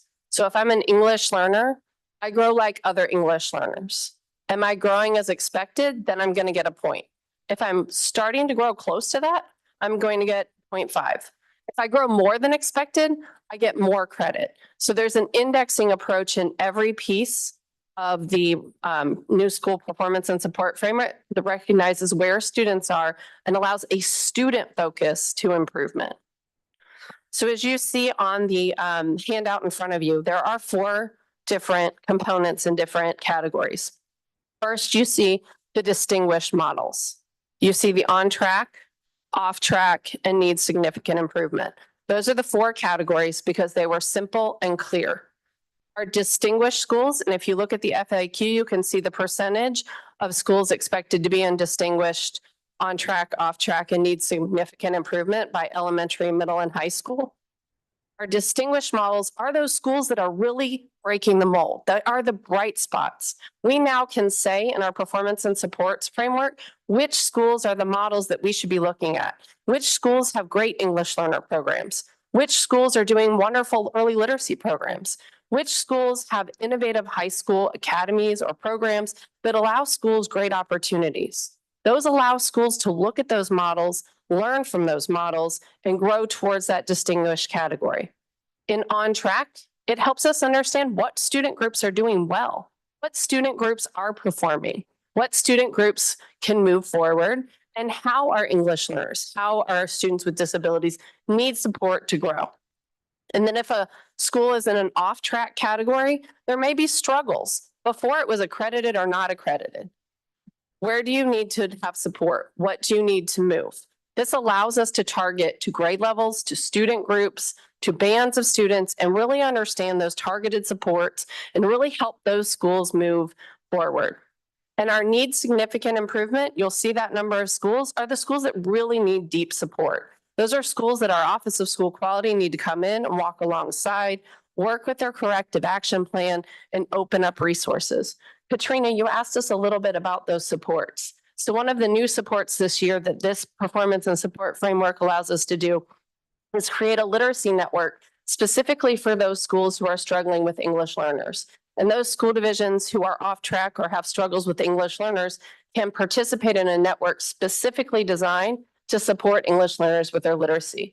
We also have a network for our students who have schools that have high Title I populations and economically disadvantaged, as well as students with disabilities. So it really allows us to target those supports to the needs of students and focus our efforts very strategically in very specific spaces where we couldn't do that before. So we're very excited that this kind of information helps families, helps students, help teachers and schools really understand where our students are, where our student groups are, and what supports are needed. It also helps us look at models and pair models with struggling schools to move the work forward. Most importantly, it allows every teacher, school, and family to know the successes and the needs. It allows us to look at a school and performance and support framework that first focuses on growth. Are students growing? Are they growing as much as their peers that are similar like them? Are they growing more than their peers? Do we need to support more growth? Are they mastering the content? Are they on track for what's expected in that grade level based on the standards of learning? Do they need more support in math? Do they need more support in science? How do we provide those supports? Because every child deserves to be on track for the next grade level. And then the readiness component helps us think about readiness in elementary, because we don't want students who aren't ready for middle school, helps us ensure our students are ready in middle school so that they have the opportunities and the readiness to think about high school, to have those dual enrollment, to have those CTE experiences, to know what their interests are and refine those. So we don't graduate students who don't know what their next steps are. Because ultimately, we know that education is the surest path to self-sufficiency for every single student. But we have to know if that student's growing at the right amount. We have to know if they're mastering that content. And we have to know if they're ready for elementary, for middle, middle to high, and high school for life. Parents, teachers, schools want to ensure every student is successful. This structure and system allows us to know where we are and what kind of support and where we need to go. At the state level, we need to be able to provide that specific support. We've had school divisions in MOU status for 20 years. That is not okay.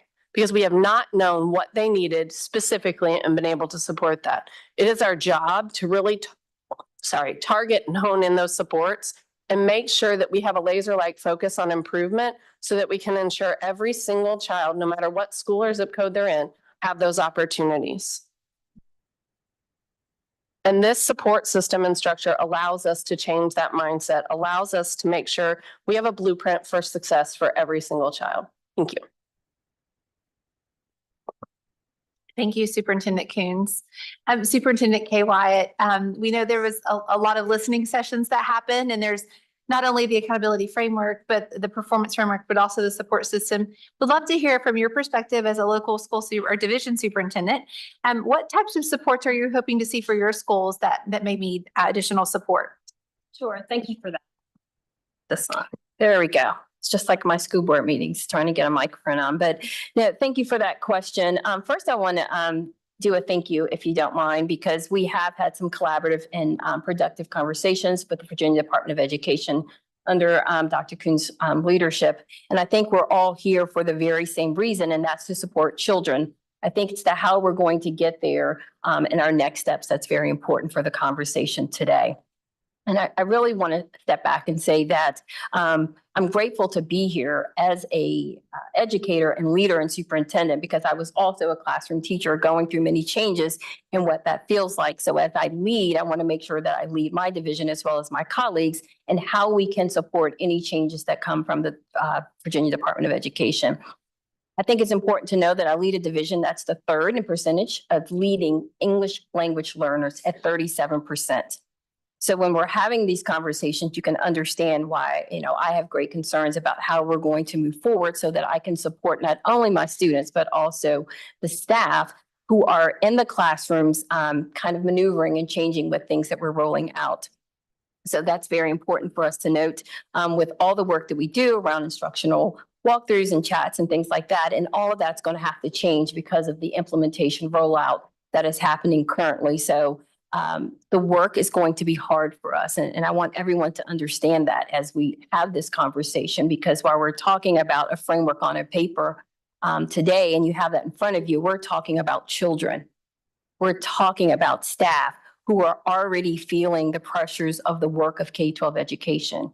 They're already feeling the pressures of wanting to make sure that they succeed and connecting with families and managing wellness for themselves as well as for them classrooms. So I want us to go into that with that lens today, if we don't mind, because it's very important, especially with the teacher shortages that we have. We cannot afford to lose any more staff as we move forward.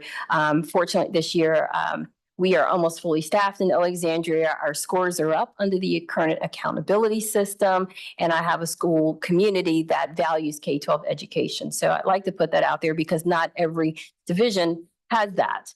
And so we have to all manage what is being presented to us. I want to talk about the new accountability system and that we understand the need to strive for proficiency in math, but we feel like the growth has been deprioritized in this process a bit, because for my students who are coming in, when we have 37% of L learners, we're going to continue to need support. 37% of my 16,000 students are English language learners. And what does that mean for them and their families? We have to do a whole data literacy education around them to make sure they understand not only the current system that we're transitioning out of, but the new one that we're going into. So we're going to need supports there. We also need to understand that in this past June, we submitted our division support plan. So when we're going into this school year, we're in October, about to go into November, the timing is very challenging because we have planned out the school year. The budget window has closed for us. So anything that's going to change as a part of this implementation is outside of that budget window. And there will be shifts that we'll have to do. We have to think about what that means. We have to think about what that means for the calendar. So those are supports that we're going to need.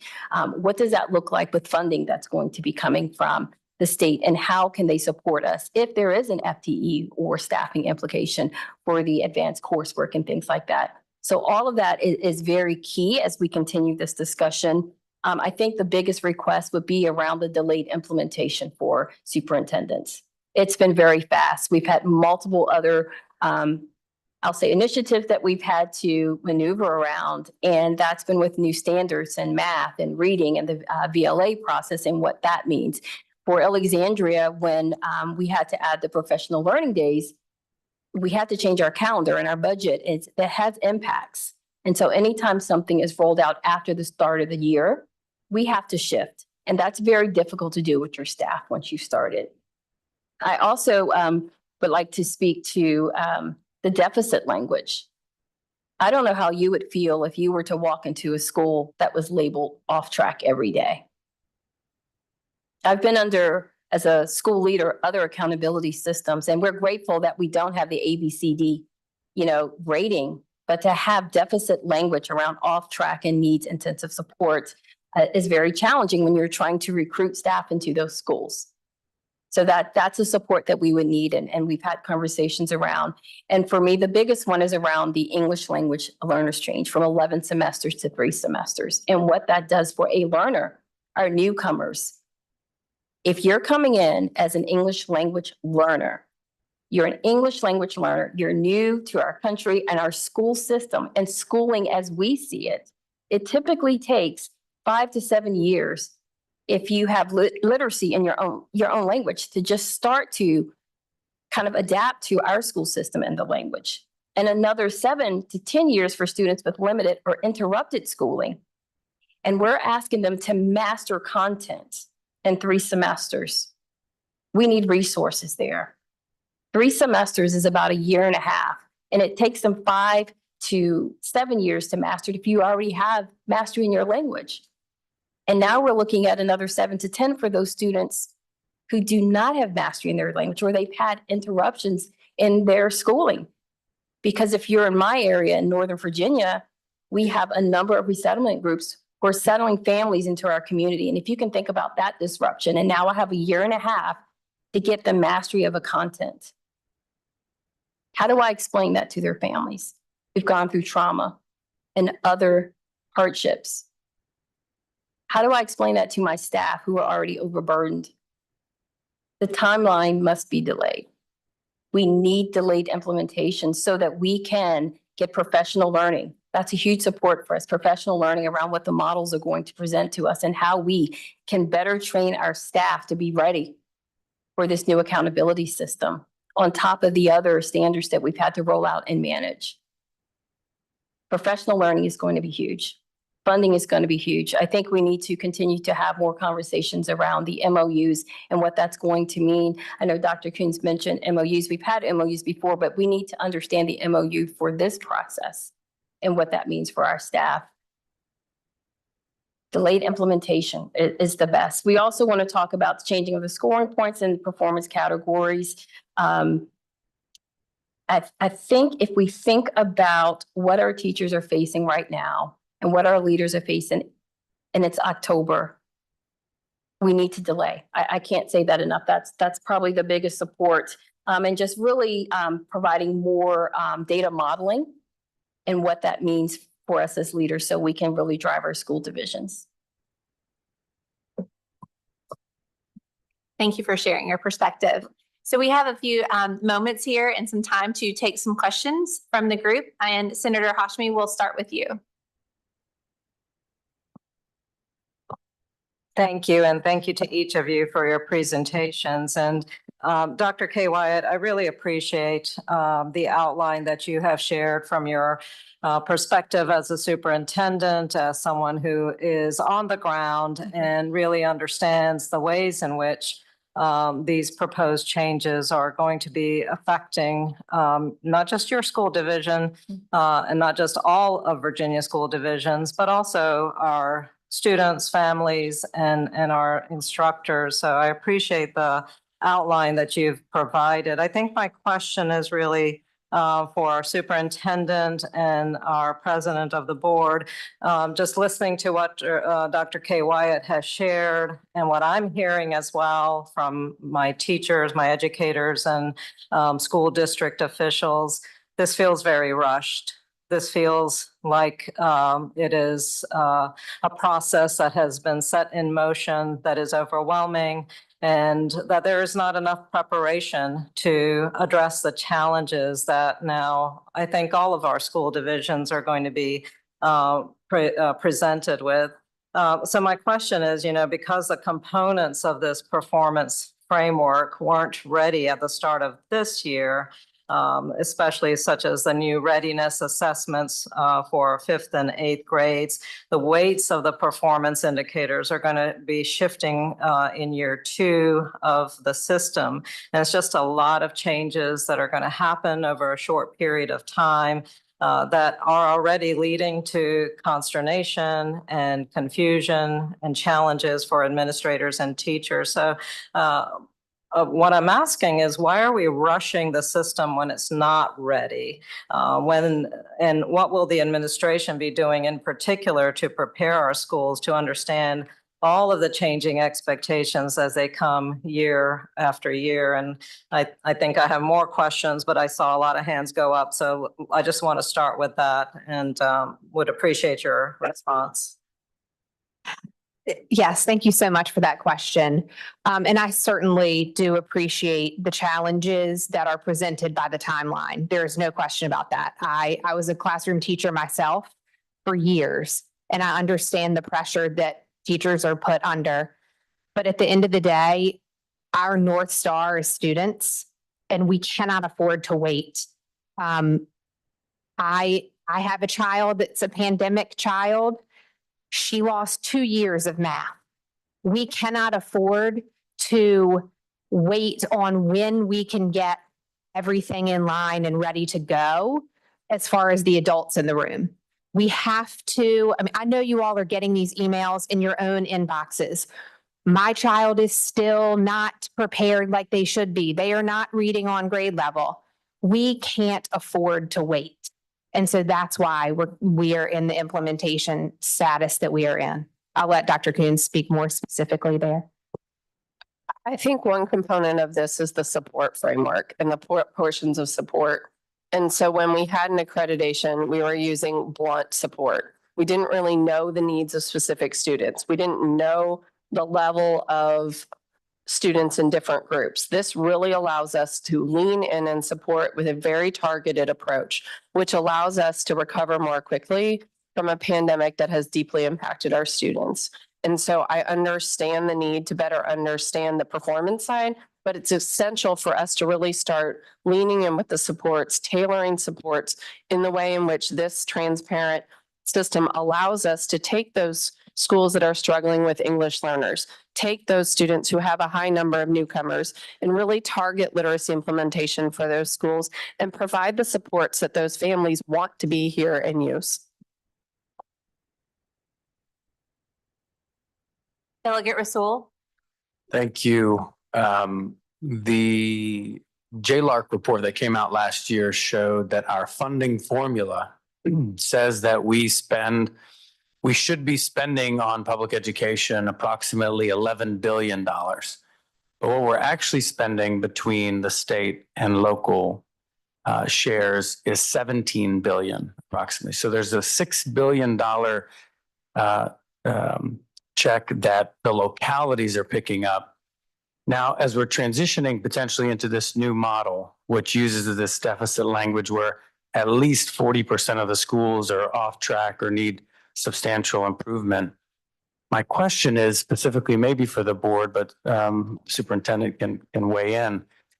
If we know that the localities are having to chip in $6 billion extra dollars that we're not even accounting for, there was a proposal that said we need to at least put a couple $1 billion extra into if the students can't wait, if their schools can't wait. Why did the board and others only say that we're going to put in an extra $50 million when we are billions in the deficit? Not working. Oh, there it goes. I think that the reasoning behind our moving into implementation right now is because of these targeted supports that the superintendent was just speaking about. Some of the targeted supports that may be needed by schools are not going to cost us exorbitant amounts of money. Some will. We need to know where the weaknesses are before we can target the money and the other resources that are needed. So I'll let Superintendent Coons add whatever she chooses. I do think we need to better understand what the needs are, and I appreciate the JLARC study and the amount of funding. But one of the things we are shifting towards are more generalized pots of money to more targeted and specific approaches. We've changed the entire way we distribute Title I funds to be very targeted and very specific to needs. And I think once we shift in that direction, we'll better understand exactly what the level of need is and be able to really use a dollar wisely and make sure the funds we use are supported in the right way to make sure every single child has that opportunity. Senator Locke? I have a question for Dr. K. Wyatt and then a question for Superintendent Coons. Dr. K. Wyatt, given that you don't have the data that you need from the Department of Education, this question may be difficult for you to answer. But I assume that under this new accreditation system, you may have schools that fall into that category of off-track or needs intensive support. So how would you, but these schools may have been making progress consistently over time. What additional supports might you need for these schools so that your teachers, your staff, your students and families don't feel labeled and disadvantaged? Thank you for that question. Of course, first is removing the deficit language. The second would be an understanding around those with federal accreditations, because we have made gains this year, but we do know there's room for improvement. But I want to recognize growth. And so those federally identified schools in this new model, not only are we being penalized under the federal model, we're also going to be penalized at the state level, where now we come down another level. It just seems like double jeopardy there a little bit for us, because we're already getting that kind of guidance and direction from the federal level, and now we have it also with the state level. And so what we would need, first of all, it is a little bit difficult to understand, but I will have schools that will fall into tiers below where they would normally fall. And so I need probably more funding around professional learning. We're going to need ways to further engage my community. My community, we have to translate into a minimum of 4 languages. I have 119 countries and 121 languages. So I'm going to need more work around my community and family engagement with liaisons to go out and help send that message, to also increase the tutoring possibly, as well as instructional staff to meet the new needs of what may come from the MOU. I think the model could use some refinement, so we'll know exactly. I don't want to throw a number out there. I could probably, and we've talked about it with my accountability team of what that's going to look like, but that's a shift in the way we've done things. We've had significant growth in the last few years with our data improvements and graduation rates and year over year in SOL data. And so now that's going to be a shift. The morale for the staff is really going to be challenged. So I think the biggest support is around what is funding going to look like for us. Thank you. One other question, please, for Superintendent Coons. In this new system, graduation rates will only account for 15% of the school's overall ratings. I'd like to know, why was this decision made to focus more heavily on SOL test scores over graduation rates in high schools, especially when graduation rates and dropout prevention are leading indicators of school success? Yes, ma'am. There are 2 different spaces where graduation is accounted for. There is the specific graduation that is required by federal accountability, which is that 15%. There's another 5% in the readiness measure that includes the whole cohort. So if I have a 6-year graduation, if I have an alternative diploma, all of that is included as well. What we want to make sure is that our students just aren't being held accountable to graduation, and our schools are making sure students are ready for the next step. So not only is graduation important, but so is readiness, making sure that our students have had the opportunity to go through an industry recognized pathway, to make sure our students have also had dual enrollment or AP experiences, or have both of those experiences, to make sure those opportunities are available to every child in high school, and make sure they have those experiences as well as just a minimum of graduation. Delegate Coiner? Thank you. So in looking at the accountability frameworks and what support looks like, we've had a tendency in education to do what I call pendulum swings. So I was on the school board in one of our largest divisions from 2012 to 2020, right? So under the old accountability and the labeling of schools A through F. And I had a bunch of schools in my district at the time that were red. Everybody remembers the green and yellow and red stuff. So what I found is that as a school board member, it made us focus in on local resources and figure it out ourselves. Because from the state perspective, all we got at that time was you upload your lesson plans and it was time consuming. I mean, just to be honest, back then, that's what the accountability at the state. So we didn't get state support. The state labeled us and it made me locally figure it out, but we really did not get supports. We just got extra bodies in the building looking over people's shoulders at what they were doing. Then we pendulum swung to basically everything's fine. And all of a sudden, the same schools that locally we knew had problems, the state wasn't doing anything for us. That's where we've been.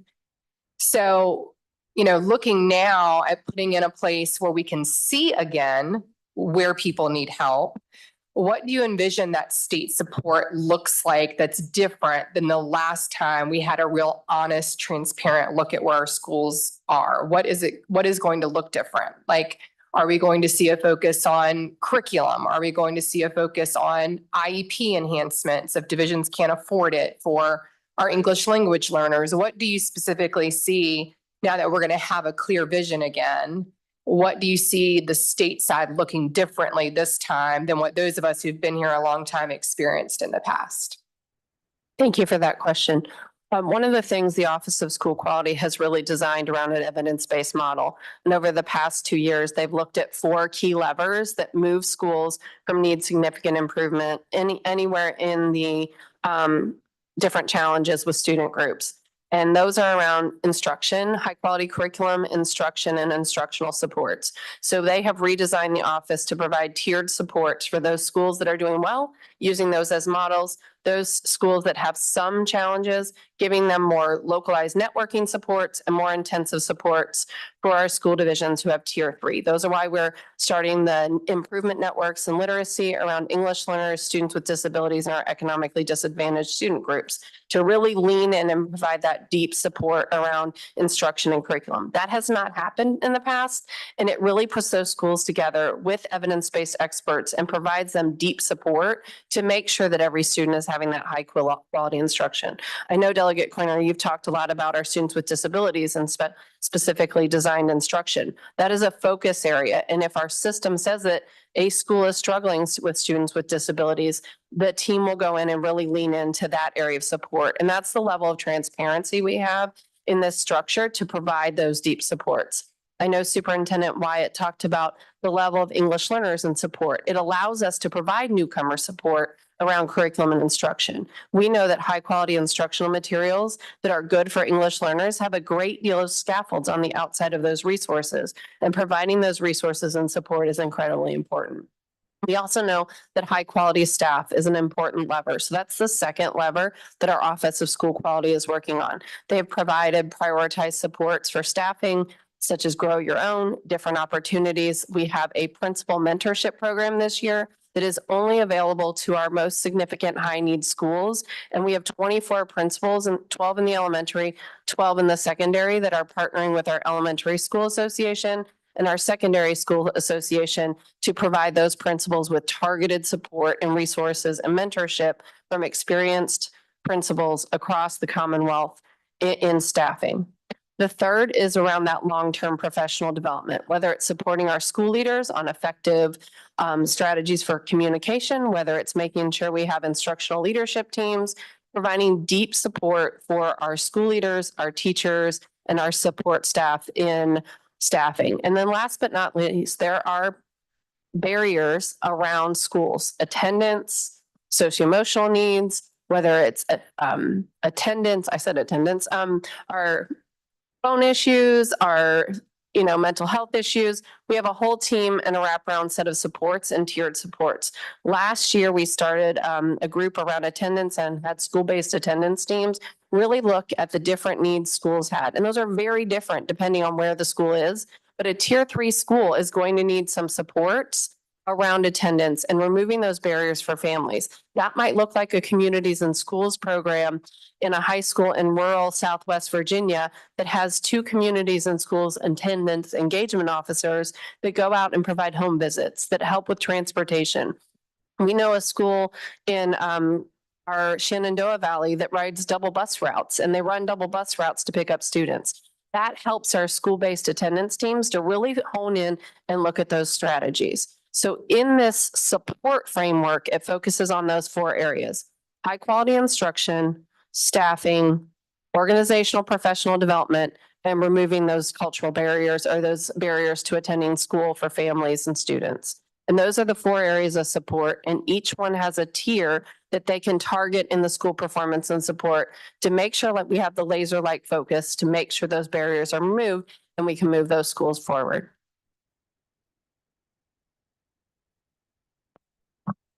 Delegate Garrett. Thank you. I have a series of comments and then wrap up with a question.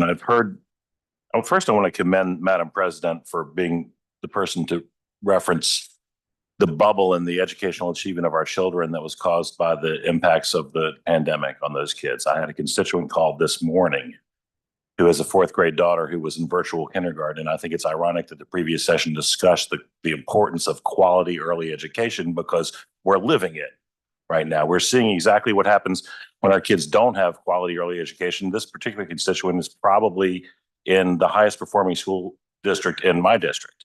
And yet this young woman, this little girl, is having a really tough time, and we can trace those origins back. And we can't solve problems unless we first address them. So I'm about to say something that's not terribly popular, I'm sure, but I'm going to say it anyway, and y'all know me. Green, yellow, red, A through F, on track, off track, needs intensive support, distinguished. These are all just rearranging deck chairs on the Titanic, right? I'm not that old, but I can go through 3 different evaluation systems. And I had written down, why not use A through F ratings, which wasn't rhetorical. But Dr. K. Wyatt said, well, no A through F because it makes it harder for us to recruit teachers. But surely the teachers that you're recruiting are intelligent enough to understand that distinguished is kind of like an A and needs intensive improvement is kind of like an F, right? So instead of arguing over semantics, what I think we need to do is identify problems, which Madam President did, right? And then implement perhaps imperfect accountability scenarios. Because what I've heard is we need more money. Well, you will not find an aspect of state education or state funding that has increased at a more reliably precipitous rate on bipartisan votes over the last 50 years than K through 12 ed. I'm not saying we're funding it adequately. I'm just saying you're getting more money. We need more time, but we need less accountability. You know who doesn't have more time? The kids who were negatively impacted by the decisions that we made during the pandemic. Now, to be fair, these were, Delegate Garrett. sort of Delegate Garrett. So the question is, Thank you. what solutions do parents have if their child is in a school that is in need of significant improvement? What are the solutions that parents have? Because the schools exist to serve the kids, not the other way around. Anyone? So, I think that is really the reasoning behind our school performance and support framework is the need to ensure that parents know where their students are. We know they are key. They are the key to ensuring their students' success. If they don't know how to support their child, if they don't know that their child needs particular support, I feel strongly that we have to be, as educators, the ones to assist parents in helping their children succeed. They come to us all the time and say, I don't know how to X, Y, or Z. And one of my friends the other day said, I don't know how to work with my child on her spelling words. You guys know that there are plenty of other lists a mile long that parents need supports, but parents need to know how their children are doing and then how the larger school is doing in supporting those particular issues that their child might be facing. I say all that to say the targeted support that Superintendent Coons and I were talking about is the purpose for our accountability system, to find the needs of schools and to help address those. I don't know if you want to. I would say accredited or accredited with conditions for families doesn't mean a lot either. Right. Understanding where you are and knowing that your school has challenges and being able to ask and be part of that community, but is asking for those supports is incredibly important. Not knowing where your school is and not knowing what your school needs is a frustration. This allows us to understand the needs of the school. It allows us to understand the strengths and where they need to go. And allows us all, families, parents, community members, to come together and provide that support. May I also add something really quickly? I know it wasn't really addressed to me, but I wanted to be very clear that as school leaders, we're not saying we shouldn't be held accountable for our students. I want to make that very clear before I step off this stage, because we know the importance of us holding our teachers accountable to making sure they're providing the best quality education to our students. And I think as educational leaders, while we have these different accountability systems, I look around this room at my colleagues and I promise you that they can tell you where their students are performing and how we're serving them. And Alexandria, we have a family and community engagement center. Families can come there if they don't understand. And we do data literacy for our parents. And all of our divisions are very creative in reaching out to our families to make sure that they understand that. I also want to make it very clear, we're talking about our students and loss during COVID. It's not our students' fault. And so often we don't think about that when we're talking about where our students are academically right now. And I think it's important to note that they are where they are. It's not because of a loss. It's because we didn't have the opportunity to provide that instruction to them. And we're talking about it like they're behind because of something that was done to them. We were all in this time frame. And so moving forward, I hope that we can have that understanding and lens that they didn't have that. So they're not behind, they're right where they need to be because we were not there to provide them in person with the quality teachers that we have that are sitting in all of our classrooms. Ms. Miller, since we've heard from two delegates, I would ask that we let our folks in the Senate Education Committee ask a couple of questions as we have just a few minutes left. I would recommend Senator Pekarsky and Senator Favola.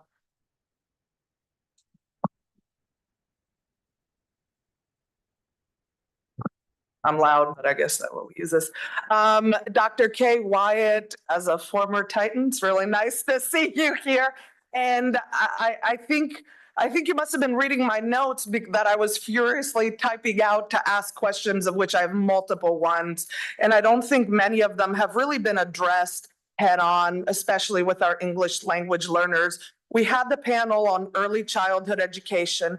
We talked about the fact that there are 10,000 kids sitting on these lists. So we know that our kids are not all made the same. We know that when they step into these kindergarten classrooms, they're not at the same place. So with that in mind, I really need to understand a little bit better the thinking and the rationale behind the weight of moving away from a growth,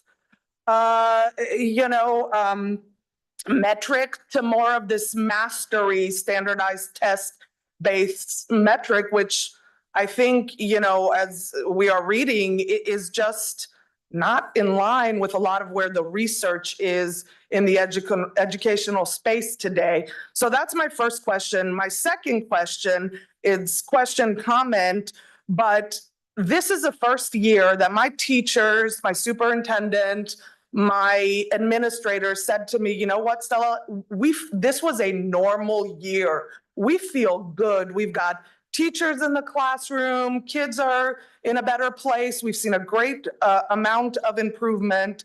But at the same time, we know that workforce issues are a real issue.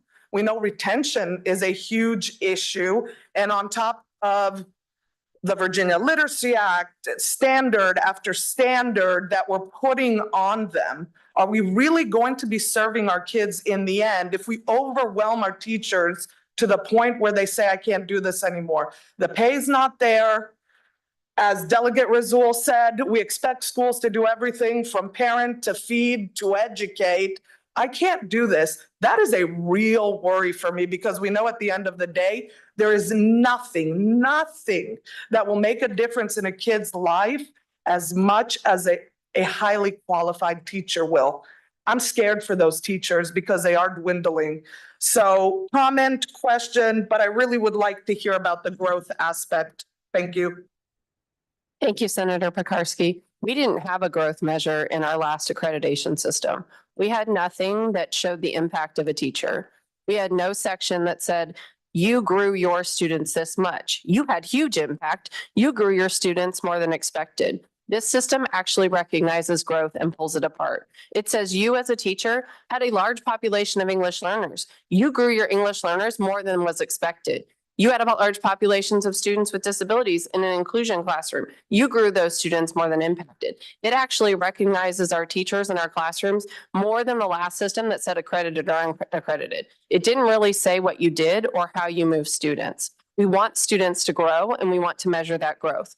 But ultimately, our role as educators is to make sure that they are ready for the next grade level. If we continue to say that mastery is not important, we continue to widen the gap for every learner. We say this student, it's okay for you to master grade level content, and we expect you to do that, but we don't expect that of you. We need to expect every child have the opportunity to be successful and master that grade level content and move on to the next grade level. And that's the ultimate recognition of a teacher. When a teacher is growing a student, ensuring they're ready and ensuring they have mastery in that grade level content. If I could just follow up on that question, because I think that's really critical for us to kind of, open up. The new systems, it seems to me as I take a look at it, actually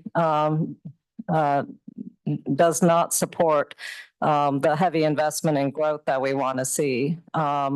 If we are looking at the schools that are working with the most challenged students, facing the most challenges in terms of resources and opportunities, that's where we can really assess the impact that a school system, the school division is having, is by prioritizing the growth that we see. But the full weight of this new system is really falling almost 3 times as much on proficiency standards, seeing where students are at the end of the day, whether they've mastered those skills or demonstrating mastery, but it's decentralizing that opportunity for growth. And I think across the country, we've been having these conversations on education and the impacts of education, and where we are measuring growth is that's where we're seeing true learning happening. And I think the system that's now proposed is really flipping it on its head. It's prioritizing proficiency and mastery and not placing the weight of emphasis on growth that I think most educators around the country agree that that's where we need to be putting our emphasis. I do appreciate that question. I think that if you were to go and talk to anyone on the street and you were to say to a parent of a student, do you want your child to achieve grade level mastery of the content or proficiency in the content? I think every parent would say, I absolutely do want that. And so I think that while, again, supporting exactly what Superintendent Kuntz was just saying, we have a piece in this system that is weighting growth, whereas our old accreditation model did not. And so I think all of those factors come together to give us what we have now, which is ensuring that students have the ability to reach on grade level proficiency. We have time for one more question. Senator Hashmi, sorry, I can't see the names on this side. Thank you. I just have a comment and then an entirely different way of looking at this. So I'll say what I'm going to say. It's really not helpful to have negative labels. It really is not, because parents, teachers, school board members, folks, the anti-tax people who appear before local governing bodies all the time, will misinterpret these labels to mean they're way off track. Why should we continue to invest in public education? These labels can be used to undermine the support that school systems need desperately so we can truly educate each child to his or her fullest and give each child an opportunity to succeed. These are not good labels, not at all. So I'll just put that out there. Secondly, it seems like we really do have the cart in front of the horse because you keep talking about supports being added and supports will be there. That's a good message, but why don't we put the supports there first? We have been trying for several years now to have a model where the money follows the child. So the money is already going to the school system with a delta for the number of children who are English language learners, or for the number of children who may be on free and reduced lunch and need other supports, or for the number of students who may be on IEPs, which has not been talked about here. School systems need an incredible amount of resources to really provide services to our children on IEPs. And that's not factored in. So why aren't we talking about having money follow the student before we start labeling whether or not the schools are succeeding or not? You don't have to respond, but thank you for giving me a moment to vent. Madam Chair. Yeah, thank you. I just would respectfully like to be able to weigh in. From the other side in the Senate, at least one member. Well, Just wanted, thank please you. go ahead, but I defer to our chair, Katrina Miller up there. We are actually out of time. I would respectfully ask that if we come down here from a bipartisan perspective, that we can weigh in both sides. There were two hands up when she. Two senators. Yeah, so this is the chair's meeting, so I will defer to the chairs. We have a 15-minute break. I will allow you to make a decision. I think there's some important points that both sides need to be able to make. And there needs to be kind of a balance on some of the reflections that are said here from both chambers, and the House and the Senate need to be able to weigh in. Well, clearly, there's a lot of strong feelings on this session. Nobody's shocked. We knew that was going to come. Tomorrow, we have invited Scott Brabrand, former superintendent, so Mecca of Fairfax, and now the executive director of the Superintendent Association, who's going to be facilitating small group conversations with the superintendents and principal pairs. You'll have a chance to visit with them tomorrow. I apologize that time is never on our side. I know this is a really heady topic, one that you will likely be grappling with for weeks and into session. So please join me in a nice round of applause for this panel, and we'll take a 15-minute break.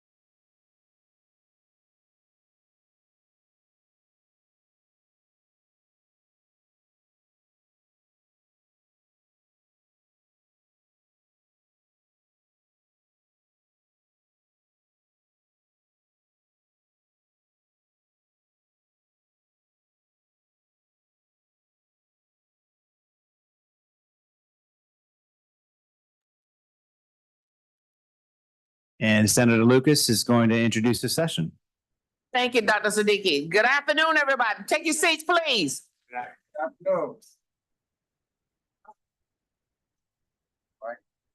Good afternoon. I'm Senator Louise Lucas, representing the 18th Senatorial District in Virginia Senate, and I'm excited to be here this afternoon with all of you. Are you all excited to be here? Yes. Okay, I want everybody, all right, everybody, I want everybody to act like they're excited to be here. This is good work we're doing. Research consistently shows that teachers are the most important school-based factor influencing student growth and achievement. They are the backbone of our education system, yet across the country and right here in Virginia, divisions and school leaders are struggling to retain teachers and fill vacant classrooms, making it harder to provide the quality education our students deserve. And when educators exist with the workforce or exit the workforce, it often causes districts to increase expenditures around recruitment, training, and filling full-time vacancies. To retain teachers, we need a holistic strategy that addresses teacher preparation, evaluation, compensation, and the role of strong school leaders. These levers are crucial to keeping our classroom staffed with talented, motivated educators. In this session, we will examine strategies and policies that support the development of a strong and diverse education workforce. We'll also highlight the vital role school leaders play in retaining teachers.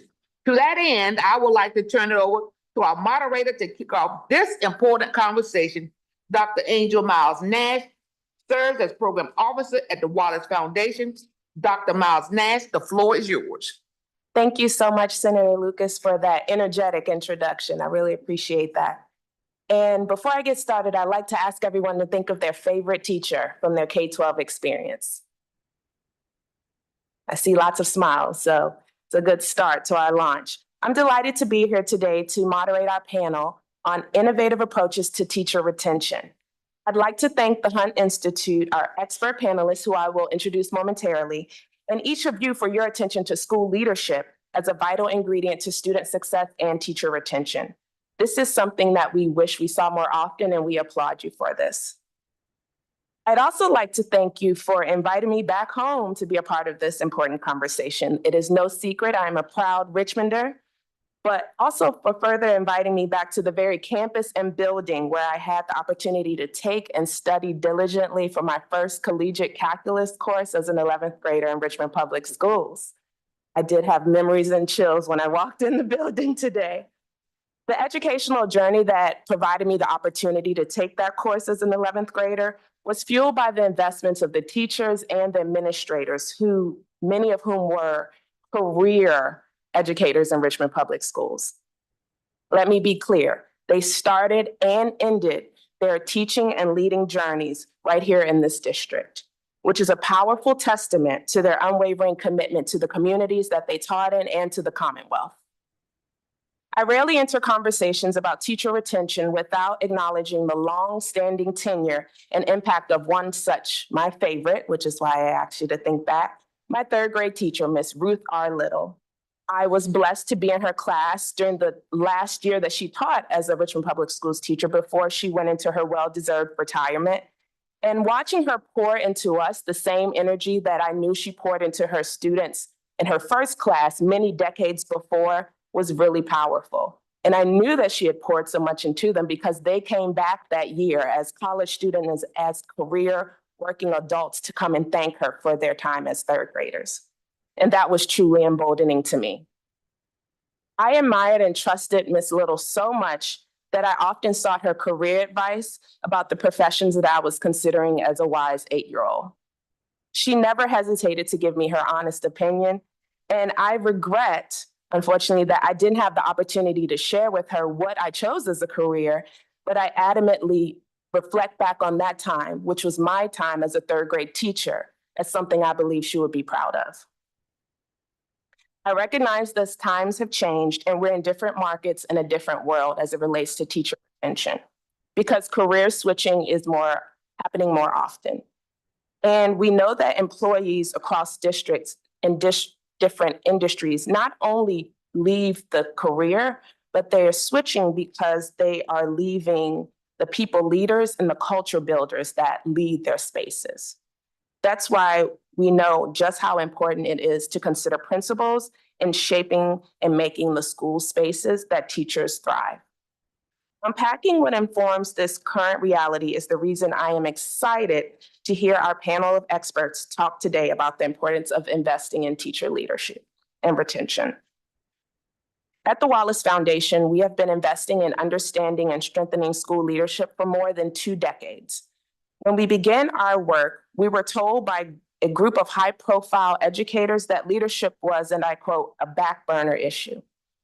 After all, if principals mainly dealt with what they call buses, budgets, and boilers, that was fine, but it didn't have anything to do with what they thought we ultimately cared about, which is the success of the students and staff that they lead. So in 2004, we commissioned a review of existing research, and the findings directly contradicted that stereotype. We learned that leadership, and specifically principals, were paramount to influencing student achievement. And principals were a critical bridge to having a school improvement effort pay off for children. Fast forward to 2019, we commissioned an updated review that added in more than 200 new studies. This time, researchers found, and I quote, effective principals are at least as important for student achievement as previous reports have concluded, and in fact, their importance may have not been stated strongly enough. Effective principals not only help set a positive climate for student success, but also support teacher success and manage resources well. And because principals work at the level of an entire school, successful efforts to improve their preparation and support are likely to be cost effective. So at this point, you may be asking, if principals are so important, how do we know, and do we know anything about what we can do to cultivate leaders who improve outcomes for teachers and students? The answer is yes. Virginia's own political scientist, Paul Manna, notes steps states can take include adopting state standards, providing incentives for districts and principal preparation programs to collaborate, and providing support for mentoring, coaching, and other types of professional development. By the way, this report and many others that I've referenced are available on our website without charge. Especially with the setbacks caused by the pandemics, your focus on teacher retention is timely, important, and backed by both research and practical knowledge. With all of this in mind, I'm excited to introduce our terrific panel of experts. Shanika Ellison is the Senior Vice President and Strategic Director of K-12 Executive Engagement at Opportunity Culture. And Robert Gilstrap is the Assistant Superintendent of Human Capital at the Virginia Department of Education. I'll begin with some questions for our panelists, and then we'll be happy to open it up for your questions. So our first question is for Superintendent Gilstrap. What can you share about the current state of teacher retention in the Commonwealth? And do you see differences in retention trends across divisions? First off, I just want to say, Senator Lucas, I'm extremely excited to be here, not just in this room, but in Virginia. Before I go into this answer, I want you all to know I was a teacher. My wife was a teacher before we moved to Virginia. We moved from Oklahoma to Virginia because Virginia was adamant about making sure that the education for the students in the state was its top priority. And that would attracted us from Oklahoma after working there for many years. So I am very excited to be here, and thank you.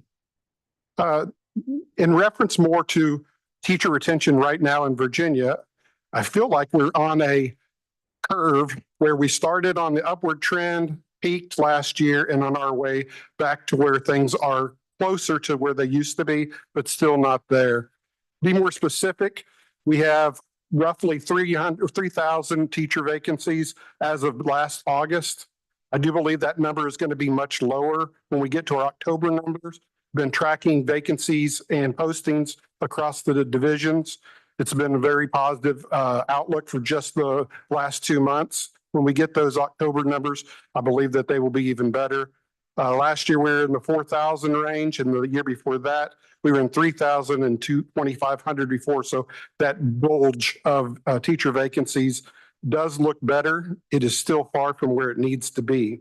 When I say we have a teacher shortage, I want to be careful how I say that. I don't mean that we don't have enough teachers.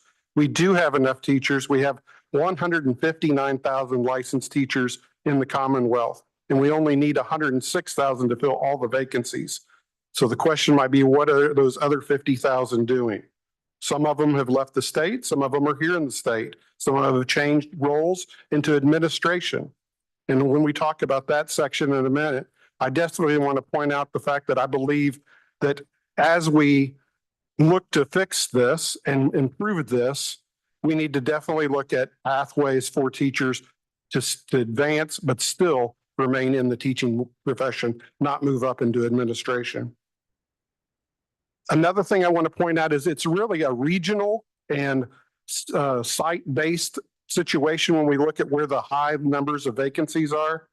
I just said a minute ago that we have 3,000 vacancies as of August. There are several divisions that have none. And there's quite a few regions that are very low. The highest regions right now are regions 1, 2, 3, and 8, who are sitting right around 4%. The rest of the regions are all sitting around 1.2 to 2.5. We also have 2 regions, 3 and 8, who have actually looked like they're a little bit backslidden on their numbers than last year. So we do have progress in most regions, but not all regions. I also like to point out that our 5 biggest divisions obviously have the most vacancies. So we shouldn't just look at which division has the most. Fairfax would be the one with the most, but it also has the most teachers. We actually need to look also at high percentages of vacancies. And when we see the high percentages, those are Southampton, Petersburg, and a few other divisions, all in that general area, and also in the Tidewater area. I will say this, the Tidewater area had 841 vacancies as of August. And when I did some research on that, they're down to about 163. So a huge work has been done since August till now for them to fill those vacancies. Some of the things that we do at the department to address these vacancies is we're working to try to build a more solid and sustained workforce, focusing on the fully licensed teachers, also focusing on, with our Grow Your Own programs, longer internships and times with mentor teachers. We found that the longer a teacher spends with another veteran teacher, the longer they stay in the field. Also, through these Grow Your Own programs that we have across the Commonwealth, we find that the regional connection to that teacher keeps them in the profession. It keeps them in the location more than teachers that travel great distances to take jobs. Research shows that 60% of our teachers live 20 miles from where they graduated high school, which feeds very well into our Grow Your Own programs. I will defer the rest. Thank you so much, Superintendent Gilstrap. Shanika, opportunity culture is an innovative teacher leadership model that has been shown to support teacher retention. Could you provide an overview of opportunity culture and share more details on how the model works, especially in districts that are high need that may be difficult to staff? Absolutely. Thank you all for having me here this afternoon. And I want you to take a moment to think back to that favorite teacher of yours that Angel pointed out earlier. And also think to yourself, what if I could duplicate that teacher? What if you could have had that teacher in every grade level in every subject? What if your child could have that teacher in every grade level or every subject? Well, we know we can't clone anybody, but we can find a way to allow those great leaders, those great teachers to support others and improve their practice and therefore improve student outcomes. That is what we do at Public Impact. Our mission is to improve education for all students, especially students that have not been traditionally served well by our system. And we do that through our opportunity culture model. It is a teacher leadership model where we make 2 commitments. One is excellent teaching for all students consistently. And second commitment is excellent paid career opportunities for teachers. In order to do this, we set up this structure in 3 pillars. The first being multi-classroom leadership or teacher leadership, where we have a lead teacher with a proven track record of success that's leading a small team of teachers. The teachers on that multi-classroom leaders team, that teacher leaders team, are called team reach teachers. Those teachers are also extending their reach and reaching more students in their classroom. And the third pillar is tutoring. When we combine in the schedules, combine this leadership with the teachers in their reach, layering on tutoring that happens throughout the school day instead of after school, we're able to create an environment where teachers and students are able to thrive. The reason it's a great retention model is that when that lead teacher I'm talking about is with their team of teachers every single day. They're going in their classrooms, they're helping them co-teach, they're modeling, they're digging into their lesson plans, looking at data. These are things that are not happening in our traditional school system right now. Most of the time, our teachers are in their classrooms alone. They might have a planning period, they may have an opportunity to collaborate, but with the opportunity culture model is a structure where the collaboration is a non-negotiable. It's a non-negotiable for the teachers to collaborate together, to talk about the students and to work together. These teachers also receive more pay. It's important, as we all know, teachers these days, well, several of them are taking on second jobs and things like that. Through the opportunity culture model, we found a way within budget for teachers to earn more when they take on these roles. That budget is through some of the things that we've talked about, is through vacancies and using some of those Title I dollars to do that. Finally, I'd like to mention that we have a great exemplar of opportunity culture models right here in Virginia, and it's Winchester Public Schools. Winchester has 15 schools. They've been implementing since 2022.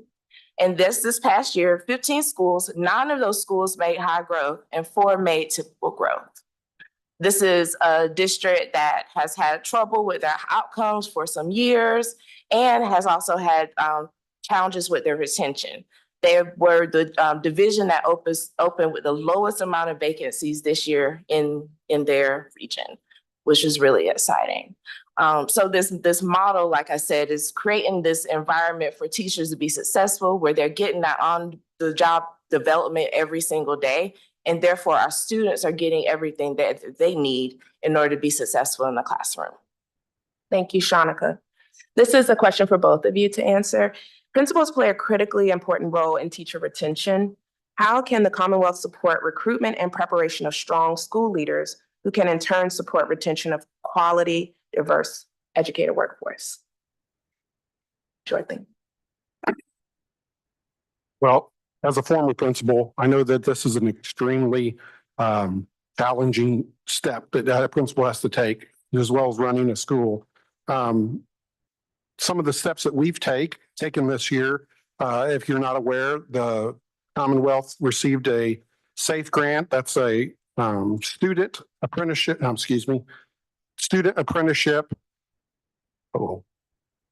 education fund. Sorry, the E always gets me.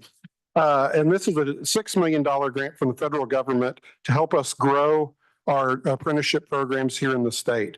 We already had a teacher apprenticeship program, which most of you have heard is the Grow Your Own is what we use for that term, but Grow Your Own is not just for teachers. And with this SAFE grant, the $6 million has been broken down into several areas. One of them is to go after principal apprenticeships. If you are a teacher and you want to become a principal, it's pretty much take a break from teaching while you work to get your master's degree and then try to find a job. So this is a great challenge for them. And so with this funds and with some of the other programs we have a tiered program that we're working on. One of them is we start with, as Dr. Kuntz mentioned earlier, principal mentorships across the state as we work with new or struggling administrators. We also have a Principals of Distinction program. It is part of our licensure system that has been in place for quite a while to recognize our top and most elite principals, and we are utilizing training with them as the mentors for the mentor programs. So our attempt is to take principal apprenticeships, put them in the mentor program. Eventually they become principals of distinction and mentor the next class and continue that pattern on as we go. The SAFE grant money is good for 3 years, so we do have at least a 3-year plan for that development. I will say that one of the best parts about doing it this way is that the administrators and the teachers to the Grow Your Own both come from within their community. In many cases, they match the demographics of their community, they match the experience level, and they have a deeper understanding of how that community works, which enhances their ability to serve that community. We all know principals have a humongous job. In many industries, a manager may only have to manage 8 to maybe 10 people. Principals are sometimes managing 25, 30, 40 teachers in a building. In the opportunity culture model, it breaks that down a bit. When you have a teacher leader leading a group of teachers in the building, let's say you have 30 teachers, you have 5 teacher leaders leading that group of teachers, and the principal is supporting those 5 leaders with their building their instructional capacity. You're able then to deliver that distributed leadership model in a much more effective way. You know, principals right now, their jobs are, they want to be focused on instructional leadership, but we know that there's a whole lot of other things that are happening in the building. So using a model that creates some distributed leadership so that other people in the building are also leading and supporting students and giving that principal the time they need to really focus on those folks and really build their capacity to support others, I think is a critical step in making the principal's job much more tenable and more desirable, truly. Thank you. We are now excited to open the floor for Q&A, so I will invite Delegate Rasul to facilitate that conversation. Thank you. Thank you to our presenters. We will now open it up for individuals who may have questions and certainly of either presenter. Delegate Simons. Thank you. We've heard a little bit about the importance of principals in the building, but I've been thinking a lot about assistant principals with, some situations that I've become aware of how important it is to empower them and give them lots of training. Are there things that we can do in the Commonwealth to better support assistant principals? And does the Department of Education right now have any programs that maybe I'm not aware of to support our assistant principals? Thank you for the question. I would say that we don't have a detailed assistant principal program. In most cases, divisions support that, but that's a definite huge gap when we look at some divisions that are small and maybe don't have the resources to be able to do that. It would definitely fit in with the mentor program that we already have. But right now that mentor program is primarily focused for head principals. But as a former head principal and a former assistant principal, I do definitely see that the development of the assistant principal is just as key, especially in smaller divisions where they are the future head principal of that division. But there is not a program that is in place right now for that. Should be. We will look into it. Thank you. Delegate Coiner. Thank you. You talked about the pipeline to retain and recruit teachers and also to help teachers become principals. One of the things when we look at new teachers in particular, if you don't have a strong building leader, sometimes you just quit, right? You go to a different career as a new teacher. Those who are veteran go find a good leader and move. And so my question is really centered around when we look at our individual school building leadership models, not every principal has a strength in every area of leadership. There's no perfect principal out there, right? None of us would make perfect building leaders. So how are we providing to our school divisions this probably a different concept around building your teams, kind of to Delegate Simon's point, teams around your principal strengths and weaknesses, and therefore the areas when you're looking to recruit assistant principals and others. One of the things, I guess my question is, do you see models where sometimes, right, school leadership just kind of stays and then an assistant principal might become a principal and someone else moves in versus a school division? Have you seen any look at models where you move everybody around based on strengths and weaknesses that teams need as a whole?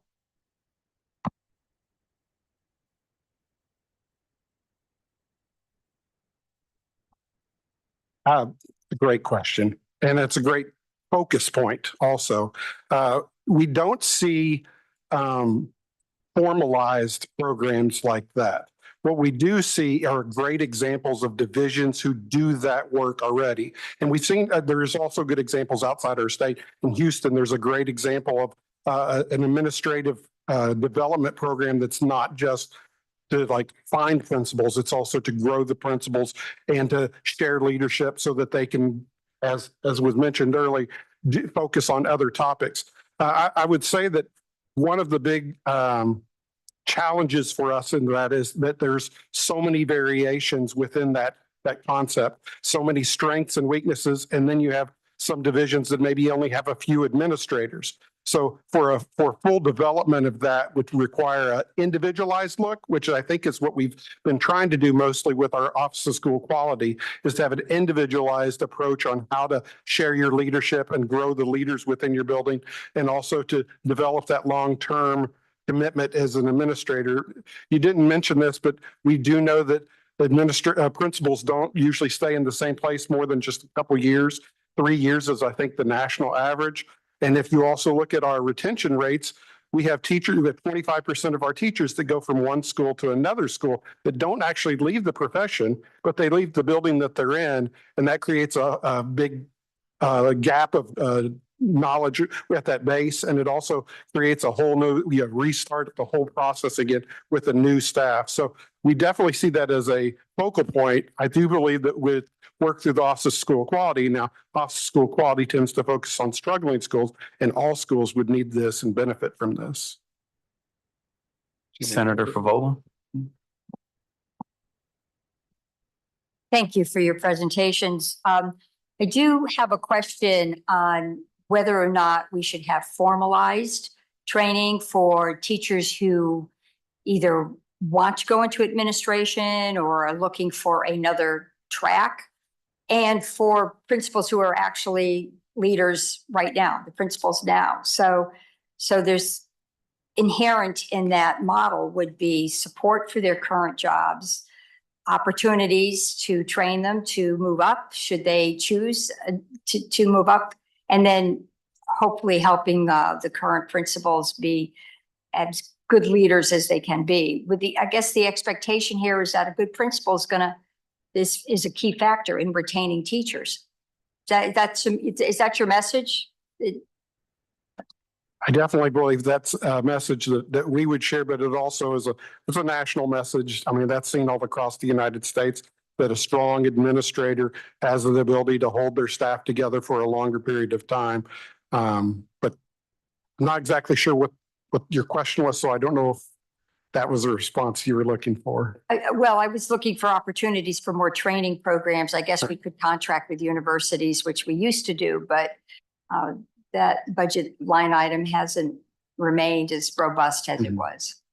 Well, I will add to that. That is part of the Grow Your Own SAFE grant funding, is to develop those leaders and to find them in the buildings. That's a pre-principalship part of the Grow Your Own program. So that would be a step of finding leaders in the building and helping them develop along the way to become licensed and fully prepared to be a principal. I've also seen instances where principals have received individualized executive coaching from another organization that usually helps them in filling in some of those gaps they might be missing in terms of their own leadership. That's been very effective, although can be costly. But it is an investment in that leader that helps them build their capacity and build capacity in others. Thank you. The senior senator from Roanoke, Senator Suderline. Thank you to our senior delegate from Roanoke, Delegate Russell. The question I'd like to ask is, a few years ago, there was a lot more conversation about trying to create sort of leadership ladders for teachers to stay in the classroom. You know, it sort of feels like sometimes we take the best players and are making them coaches, even though we'd rather them be on the field. And what can we do to keep more of those high achieving teachers in the classroom that want to have leadership roles, but not end up in the central office, you know, further removed from where they like to be? May I add on to his question? Can we do the same thing for principals?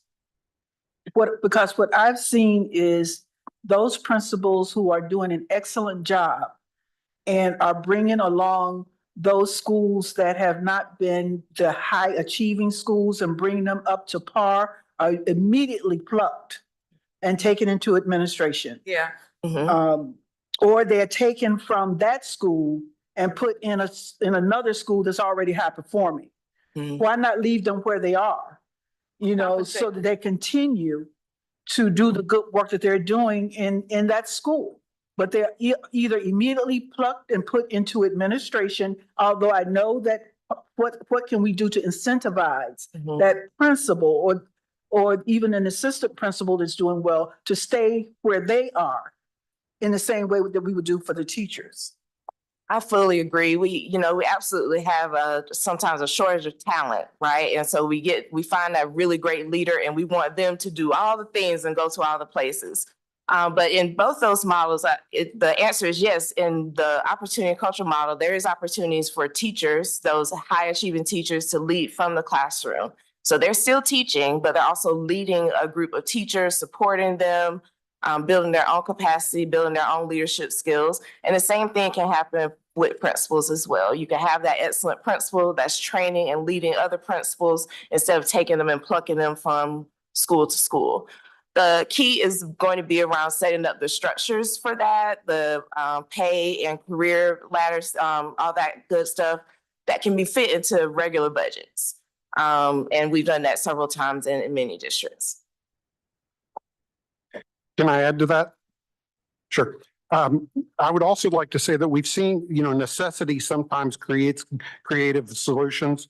And we've seen with the teacher shortages, divisions doing creative staffing and creating teams of teachers with that top end teacher that we talk about and putting them with a couple new or not even fully licensed teachers and mentor them and work with them in each of the classes.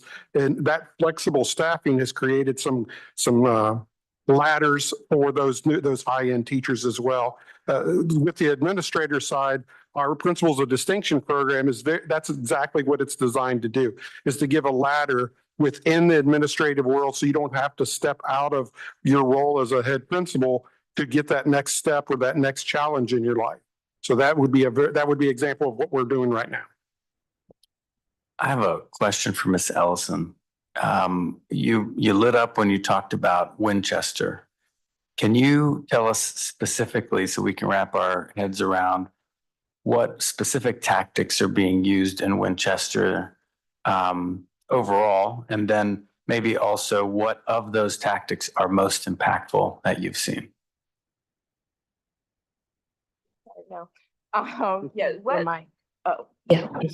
Thank you. So what Winchester is doing is that every school, every student in their district is reached by a teacher leader, a multi-classroom leader.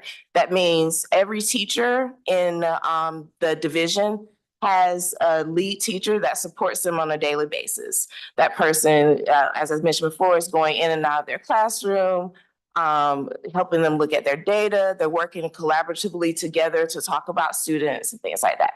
Those are some of the big strategies. That's the big piece. I think the major tactics that they invested in that helped them really move the needle was not only the structure that they put in place, but they also invested in some professional development to have data-driven instruction for the whole district, to really build up coaching skills in those multi-classroom leaders and all those things. So the training and support that goes along with these leadership roles is critical to the success. And that's been something that's been very helpful in Winchester. Thank you. Other questions from members? Senator Pekowski.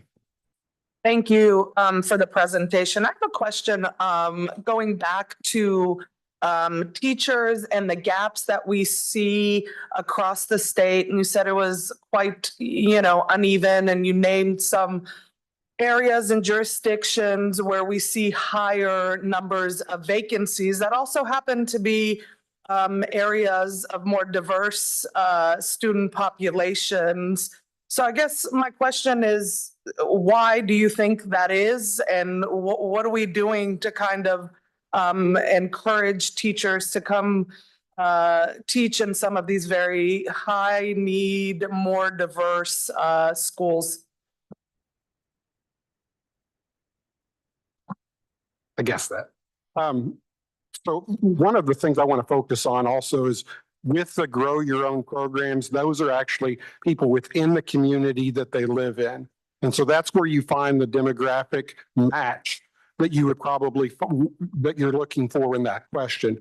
In addition to that, there have been divisions that have added bonuses or provided incentives for teachers to come to their division when they're struggling with recruitment of teachers. We have seen quite a lot of opportunities come out of some of the great changes you all made in the legislation last year. Just the elimination of the VCLA through House Bill 731. I have already seen the positive side of that move in the direction that you're talking about. I was with the Virginia State University teacher education director just a week ago, and he wanted to thank me, which I didn't do it, but I accepted the thanks on your behalf for the elimination of the VCLA because it's doubled their teacher education program in 1 year. It was definitely a struggle for their students in many cases to pass the VCLA, and not just there, but all across the Commonwealth. We also we had a meeting with Isle of Wight, which you might be thinking Isle of Wight, the Virginia State. Where are you going with this? They got a federal grant to work with Norfolk State. So for Isle of Wight, their pre-teacher program, they have a Teachers for Tomorrow program, and they're also starting a program where they're working with pre-K and early childhood students to try to encourage people to go into that field. But that federal grant with Norfolk State, I think will pay positive dividends on getting more teachers of color to come to areas and teachers that aren't teachers of color to go those areas as well. So there's a lot of work in that area. If you look at the demographics of the teachers across the Commonwealth, it doesn't always match up, but we do have what I guess you'd call a minority majority, some divisions like that. And there's some in the Tidewater area. Richmond City is one of those, but there's several divisions that have done a great job of recruiting teachers that match the demographics of their students. And we just need to continue to work that way. Encouraging more teachers in the field will definitely help as well. I'll also add that in our models, over 90% of our schools that we work with are hardest half schools and have all seen great improvements in their retention. And that's because of the team-based structure that the teachers have. They're not just walking into a building with a whole bunch of stuff going on. They have people that they're working with every day in those schools to help them be successful.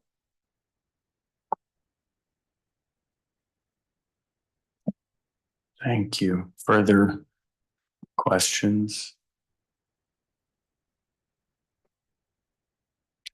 Senator Ashby.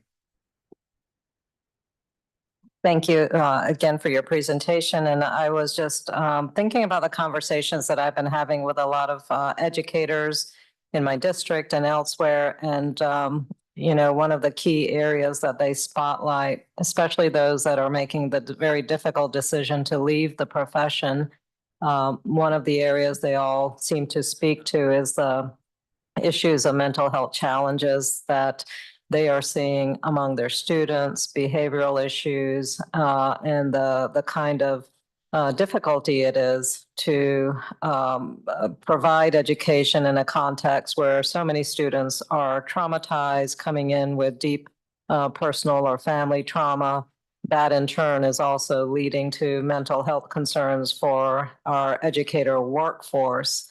What are we doing to help our educators deal with their own mental health situations and to help them navigate a really complex social and cultural climate that we now have? So much of all of the outside urgencies are entering into our classroom with students as well. So it is a very, very complicated situation. I know we need more mental health counselors in our school districts, but what are we doing to help our teachers as they're trying to navigate that, and then also helping them think through the opportunities to stay in the profession rather than losing them because of these challenges?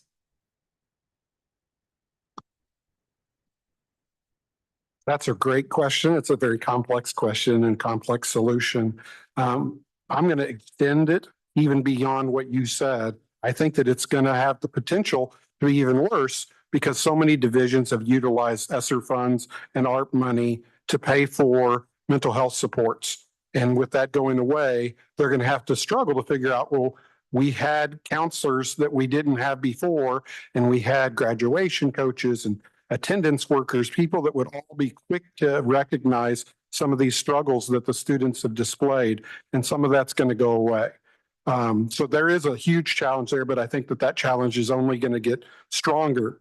I know that at the Department of Education, we've added mental health support. We've added in our special ed area, an area that is dedicated more to the mental health supports for the special ed teachers and with the students that they face. But it is definitely an area that will need more attention. I will say that generally, that solution has come from within a division, but we're going to need to support them more than ever. When I talked about the bubble at the beginning, why was there a big bubble of teachers leaving? It's because of the challenges that they face. One other thing I'll point out is when you look at the exit surveys that we get from teachers when they leave the profession, their own health is a very high reason why they leave. They don't say it's because kids are too hard to teach or it's too much of a challenge for them. In that aspect, they say their own health is a challenge because of what they went through the pandemic as well. And so they, as teachers, had to put all their own personal health on hold while they worked with students. So I do acknowledge that that is a very important area. I do think that one route with this is also to work with our education preparation programs to make sure that they are extending their programs into that field stronger than maybe they ever did before. It may be a General Assembly idea to move that into a stronger direction, but I definitely feel like for their own mental health, there needs to be better preparation for our teachers and also more supports once they actually get on the job. I think that even goes back to our administrators too. I wouldn't think that it's only the teachers that are struggling. It would be the administrators as well. Thank you, Senator Durant. Thank you. Just honing up on a part of that. You talked about that bubble. Have we have long-term data that we're collecting on the exit feedback that we're receiving from teachers? I certainly have known anecdotally different teachers who've left the profession because of that behavior that you mentioned. I have a good friend a brilliant engineer who was home with her children and then started to substitute teach. And then they found out she was really proficient in math and took the practice. And before you know it, she's in the classroom, but she was 90 pounds soaking wet, slammed against the wall. And there's not mechanisms that really are in place. She's very empathetic to the challenges of her students. But, I know another really amazing chemistry teacher from middle school that wrote over and over again referrals for students that were doing really dangerous behavior. And it just, this is the elephant in the room, I think, in a lot of ways. And I worry a great deal because I think there's a culture right now of you see on TikTok and Instagram of teachers, why I left. And I worry a great deal that this is getting perpetuated about share your stories of why you've left the profession. And it's just becoming a snowball effect. I worry a great deal about it. So my question is, are we capturing some of that data from those exit interviews that our teachers are giving up why they're leaving? They're citing the mental health, but how much are we digging into it? So yes, we are collecting that. I don't think that it was a expectation or a requirement until a few years ago. So we're still kind of new with that data. But we have really solid data from last year. We will have our data from this year finalized fairly soon, which we can definitely compare one year to the next. I think the next year will be the one that'll be the magic year where we can say, okay, is this moving positively or is it continuing in the same direction? I will say that the questions that are on the survey ask questions like, did you leave because you didn't get along with your admin or supervisor, or was safety and discipline low, or the job was too hard for the preparation I received? I mean, it's got some pretty detailed questions. Now, is it anonymous? It is anonymous, so it'd be impossible for us to go back and say, who said this and can we talk to them about it? And I think that if we were to change that, from being anonymous, we probably would get a different result. I think that it is good that it is anonymous. We do know what divisions they come from. So if there's like a whole bunch from one division in one category, it is a topic of conversation we could have with that division. In a general sense, we wouldn't know exactly what the teacher was that made certain comments. Thank you. I appreciate it. Yes, ma'am. Thank you. I was just wondering if that data that you mentioned, I know we're looking at from year to year, but I was just wondering if we could have a look at the data already and see if there are some themes going on. Is that something that we can have access to, or is that, and it also, is it broken down to the point where you would know if someone was a career switcher or if they had an alternative route to getting into the field and how long they've been in, if that data is available? I don't know if I'm allowed to give you the data, but I'll find out. I'd love for you to have the data. I will say that the data does not go into the detail of whether or not they were a career switcher, whether they were provisionally licensed, what subject area they taught. All those would be great things to know, and even deeper data points. And maybe that's something we can look at as we continue to gather data along the way, is getting data that actually informs us at a micro level instead of a high level. So I will reach back out to you with the data if I'm allowed to share it. I just don't know if I am yet. I just want to add, I know the pandemic for all of us exposed how unsustainable the teaching role is and at times the principal role as well.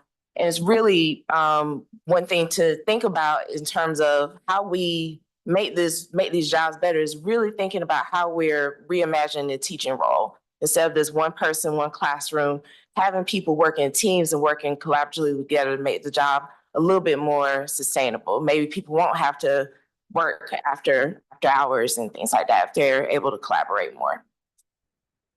Thank you. Delegate Corner.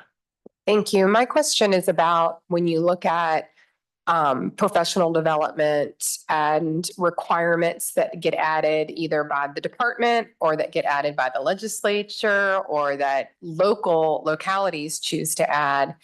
Have you done any sort of audits of looking across at all the different requirements and whether or not there are things that could be eliminated, things that could be updated? I mean, we're kind of, when I look across just at what impacts kids, we tend as a state, it feels like, to build the best of something and then never budget again to update it. It's just like a one-time thing. And then, that PD model is left in place for 10 years, even though practices have changed. Have you looked at any of that as a way to help folks focus on what we really need to be doing and relieve some of those layers of requirements for teachers? I think that the start of that whole concept and that approach kind of started last year with the bill where we had to check to see if they were giving testing, professional development once every 6 years, or if they were doing it every 6 months. We got a lot of data back from just that topic.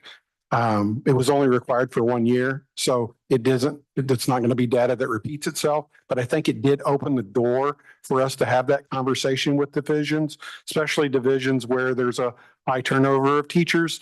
And maybe they're saying that the expectation on them is higher than what they're comfortable with. That is one of the areas on the exit survey that we could glean from, where it says that whether or not a teacher is got a too prescriptive job, I believe is how it's phrased.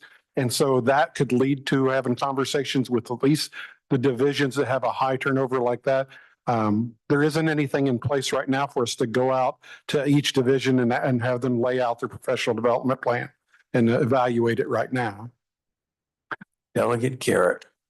So you can get my attention when you say, I don't know if we're allowed to give you the data. I presume that's an executive branch decision. I understand the party affiliation of the individual who occupies the executive mansion. But if we're going to be asked to fund programs to address the problems with retention, it would be really nice if you guys were allowed to give us the data. I hope that you will assure us that you'll get back to us. I appreciate Delegate Converse Fowler's inquiry that led to that, because I don't know if I'm allowed to give you the data. Thank you. Thank you. Further questions? If there are no further questions, then turn it back over to our moderator to close us out.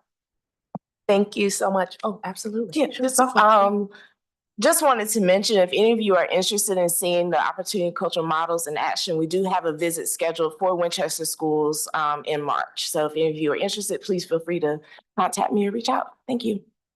Please join me in thanking our panelists for a conversation. Thank you for your questions. We'll hand it over to Allison Goff-Clark to close us out. Thank you so much, Angel. Thanks so much to all of you for joining us for a great day one of the Virginia Education Summit. We are going to close out for the day, so I just have a couple of housekeeping updates. We hope to see all of our legislators tonight for dinner, as well as our invited guests. We'll be starting with the reception at the Hilton Richmond downtown at 5:30, and then we'll welcome everyone to dinner at 6 with Lieutenant Governor Earl Sears, as well as Secretary Goodere.